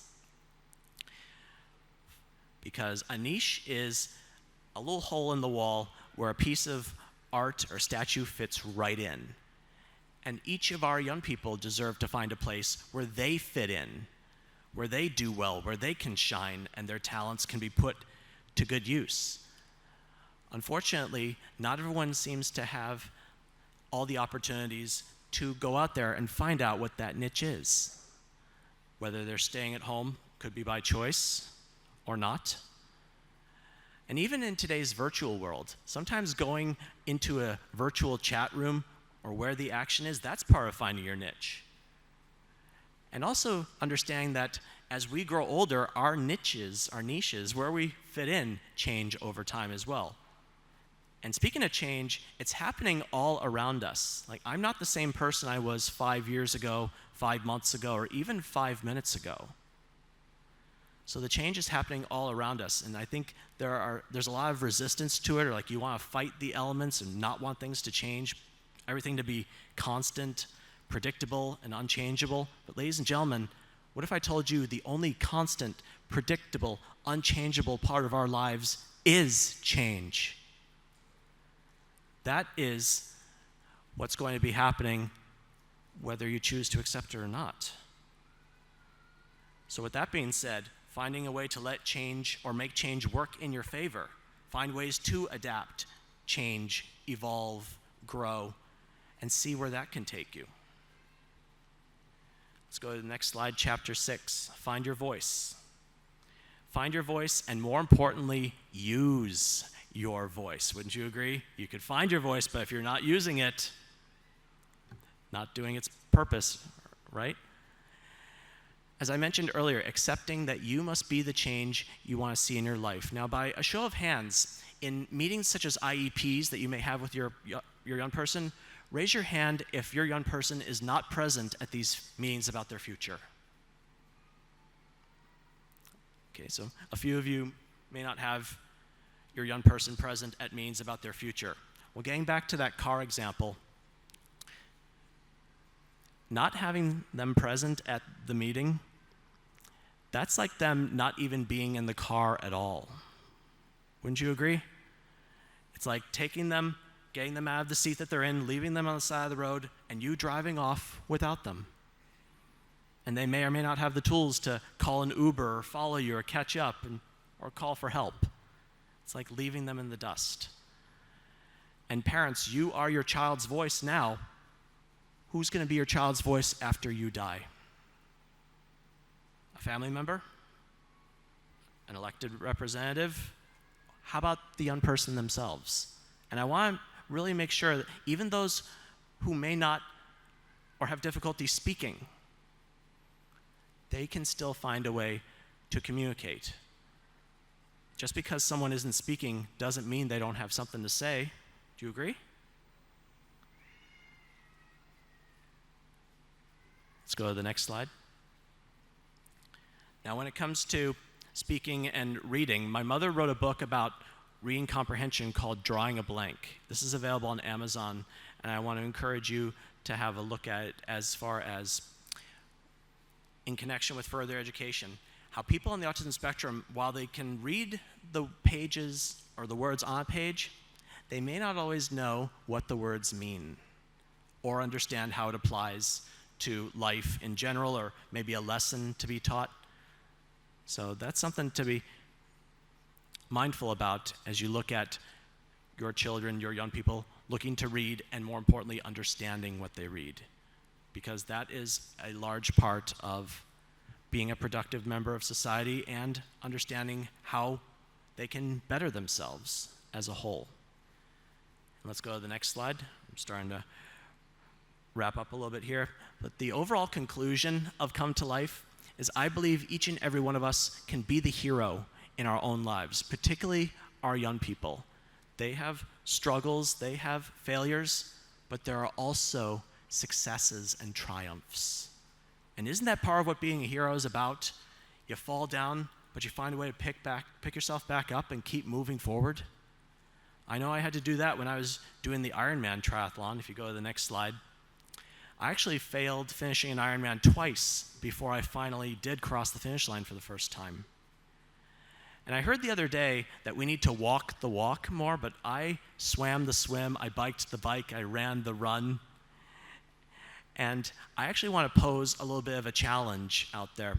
See, I'm going to be 40 years old next Thursday, 40 on the 14th. So if there's someone, it could be in this room, maybe listening live now, or someone who hasn't shown themselves yet, I want to see if there's someone over 40 years old on the autism spectrum that can finish an Ironman and beat my record. So that's my little challenge I want to put out there into the universe. And I'm happy to give you some pointers of what you're in for. But I believe each and every one of us can be more than even we think we are sometimes. Because there were times I wanted to quit that race, but I thought to myself, there's someone who's going to see this finish and is going to put it into their survival guide, and they'll think, Tom went a little bit further, I'm going to go a little bit further too. Next slide, please. Because that victory awaits you. Yes, times are tough, there are struggles, you may not always get it right the first time, but what are you learning? What are you doing to change the circumstances, make things different or better the next times around? Each and every one of us can do better when we commit ourselves to that perseverance and the change we want to see. And if you go to the next slide, I encourage you all to see how Come to Life, it's available on Amazon, can help you come to life physically. Go to where the action is, whether it's in person or online. Come to life mentally, be able to pick yourself up and keep moving forward, even if you fall multiple times. Come to life emotionally. Take charge of your happiness and well-being rather than leave it in someone else's hands. And come to life spiritually. Not so much in the religious sense, but giving yourself to a cause or an ideal bigger and greater than yourself. That will help make the world a better place. Raise your hand if you want this for your young people coming to life, physically, mentally, emotionally, spiritually. That's what I like to see, all those hands. So next slide, please. I relisted those objectives for those that were interested in seeing them. And next slide, revisiting my life definition. I saw in a breakout presentation yesterday, it said, we must not prepare the road for our children, we must prepare our children for the road. Because I have a belief that the world is simply too big to change for one person or one small group. But look what we have here. One person, one small group can change the world. So I encourage you to go out there, give yourself to an ideal, put your young ones on the forefront, and let's create wonderful, beautiful lives for them. Next slide, please. So if you like what you saw and heard today, I am available for these engagements, and I'm pleased to report that a copy of Come to Life and My Glass is Full, my current books, went to our honored panelists while the photos are being taken. So I'm hopeful that those seeds will be planted on fertile soil so that that manual, if you will, that prequel to transition, that's what I like to call Come to Life, a prequel to transition to put our young people on the path to the best life for them. And my fiance and I are actually writing another book. Oh, go back one slide. My fiance and I are writing a book called They Said We Couldn't, So We Did. Making relationships work when the odds are against you. Because I do believe we have a story to tell. Our struggles, our successes are going to help see that people on the autism spectrum can and do get married and have relationships that last a lifetime. Raise your hand if you want that for your young person. All right. All right, and that brings me to the end of my presentation with the last slide here. Time and protocol permitting, I believe we have time for questions, if anybody has some. Thank you for your attention.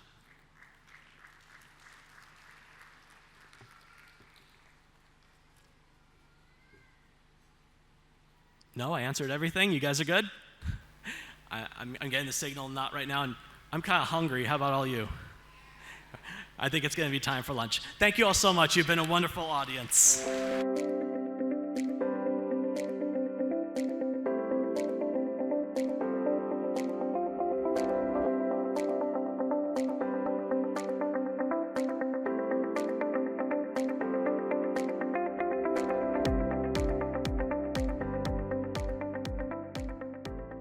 Thank you so much for watching the plenary session of ICAN Tanzania 2023 presented by Autism Connect. So to give you a brief about Autism Connect is an association of parents and professionals formed to disseminate scientifically validated information about therapies and treatments for autism. To know more about autism, you can log on to our website, which is www.autismconnect.com. After 2 successful ICAN conferences, the first one being at Dubai and the second one being at Tanzania, we are now coming up with the ICAN conference at Canada, Niagara Falls. To know more about our conferences, you can log on to our website, which is www.icanconferences.com. Thank you so much.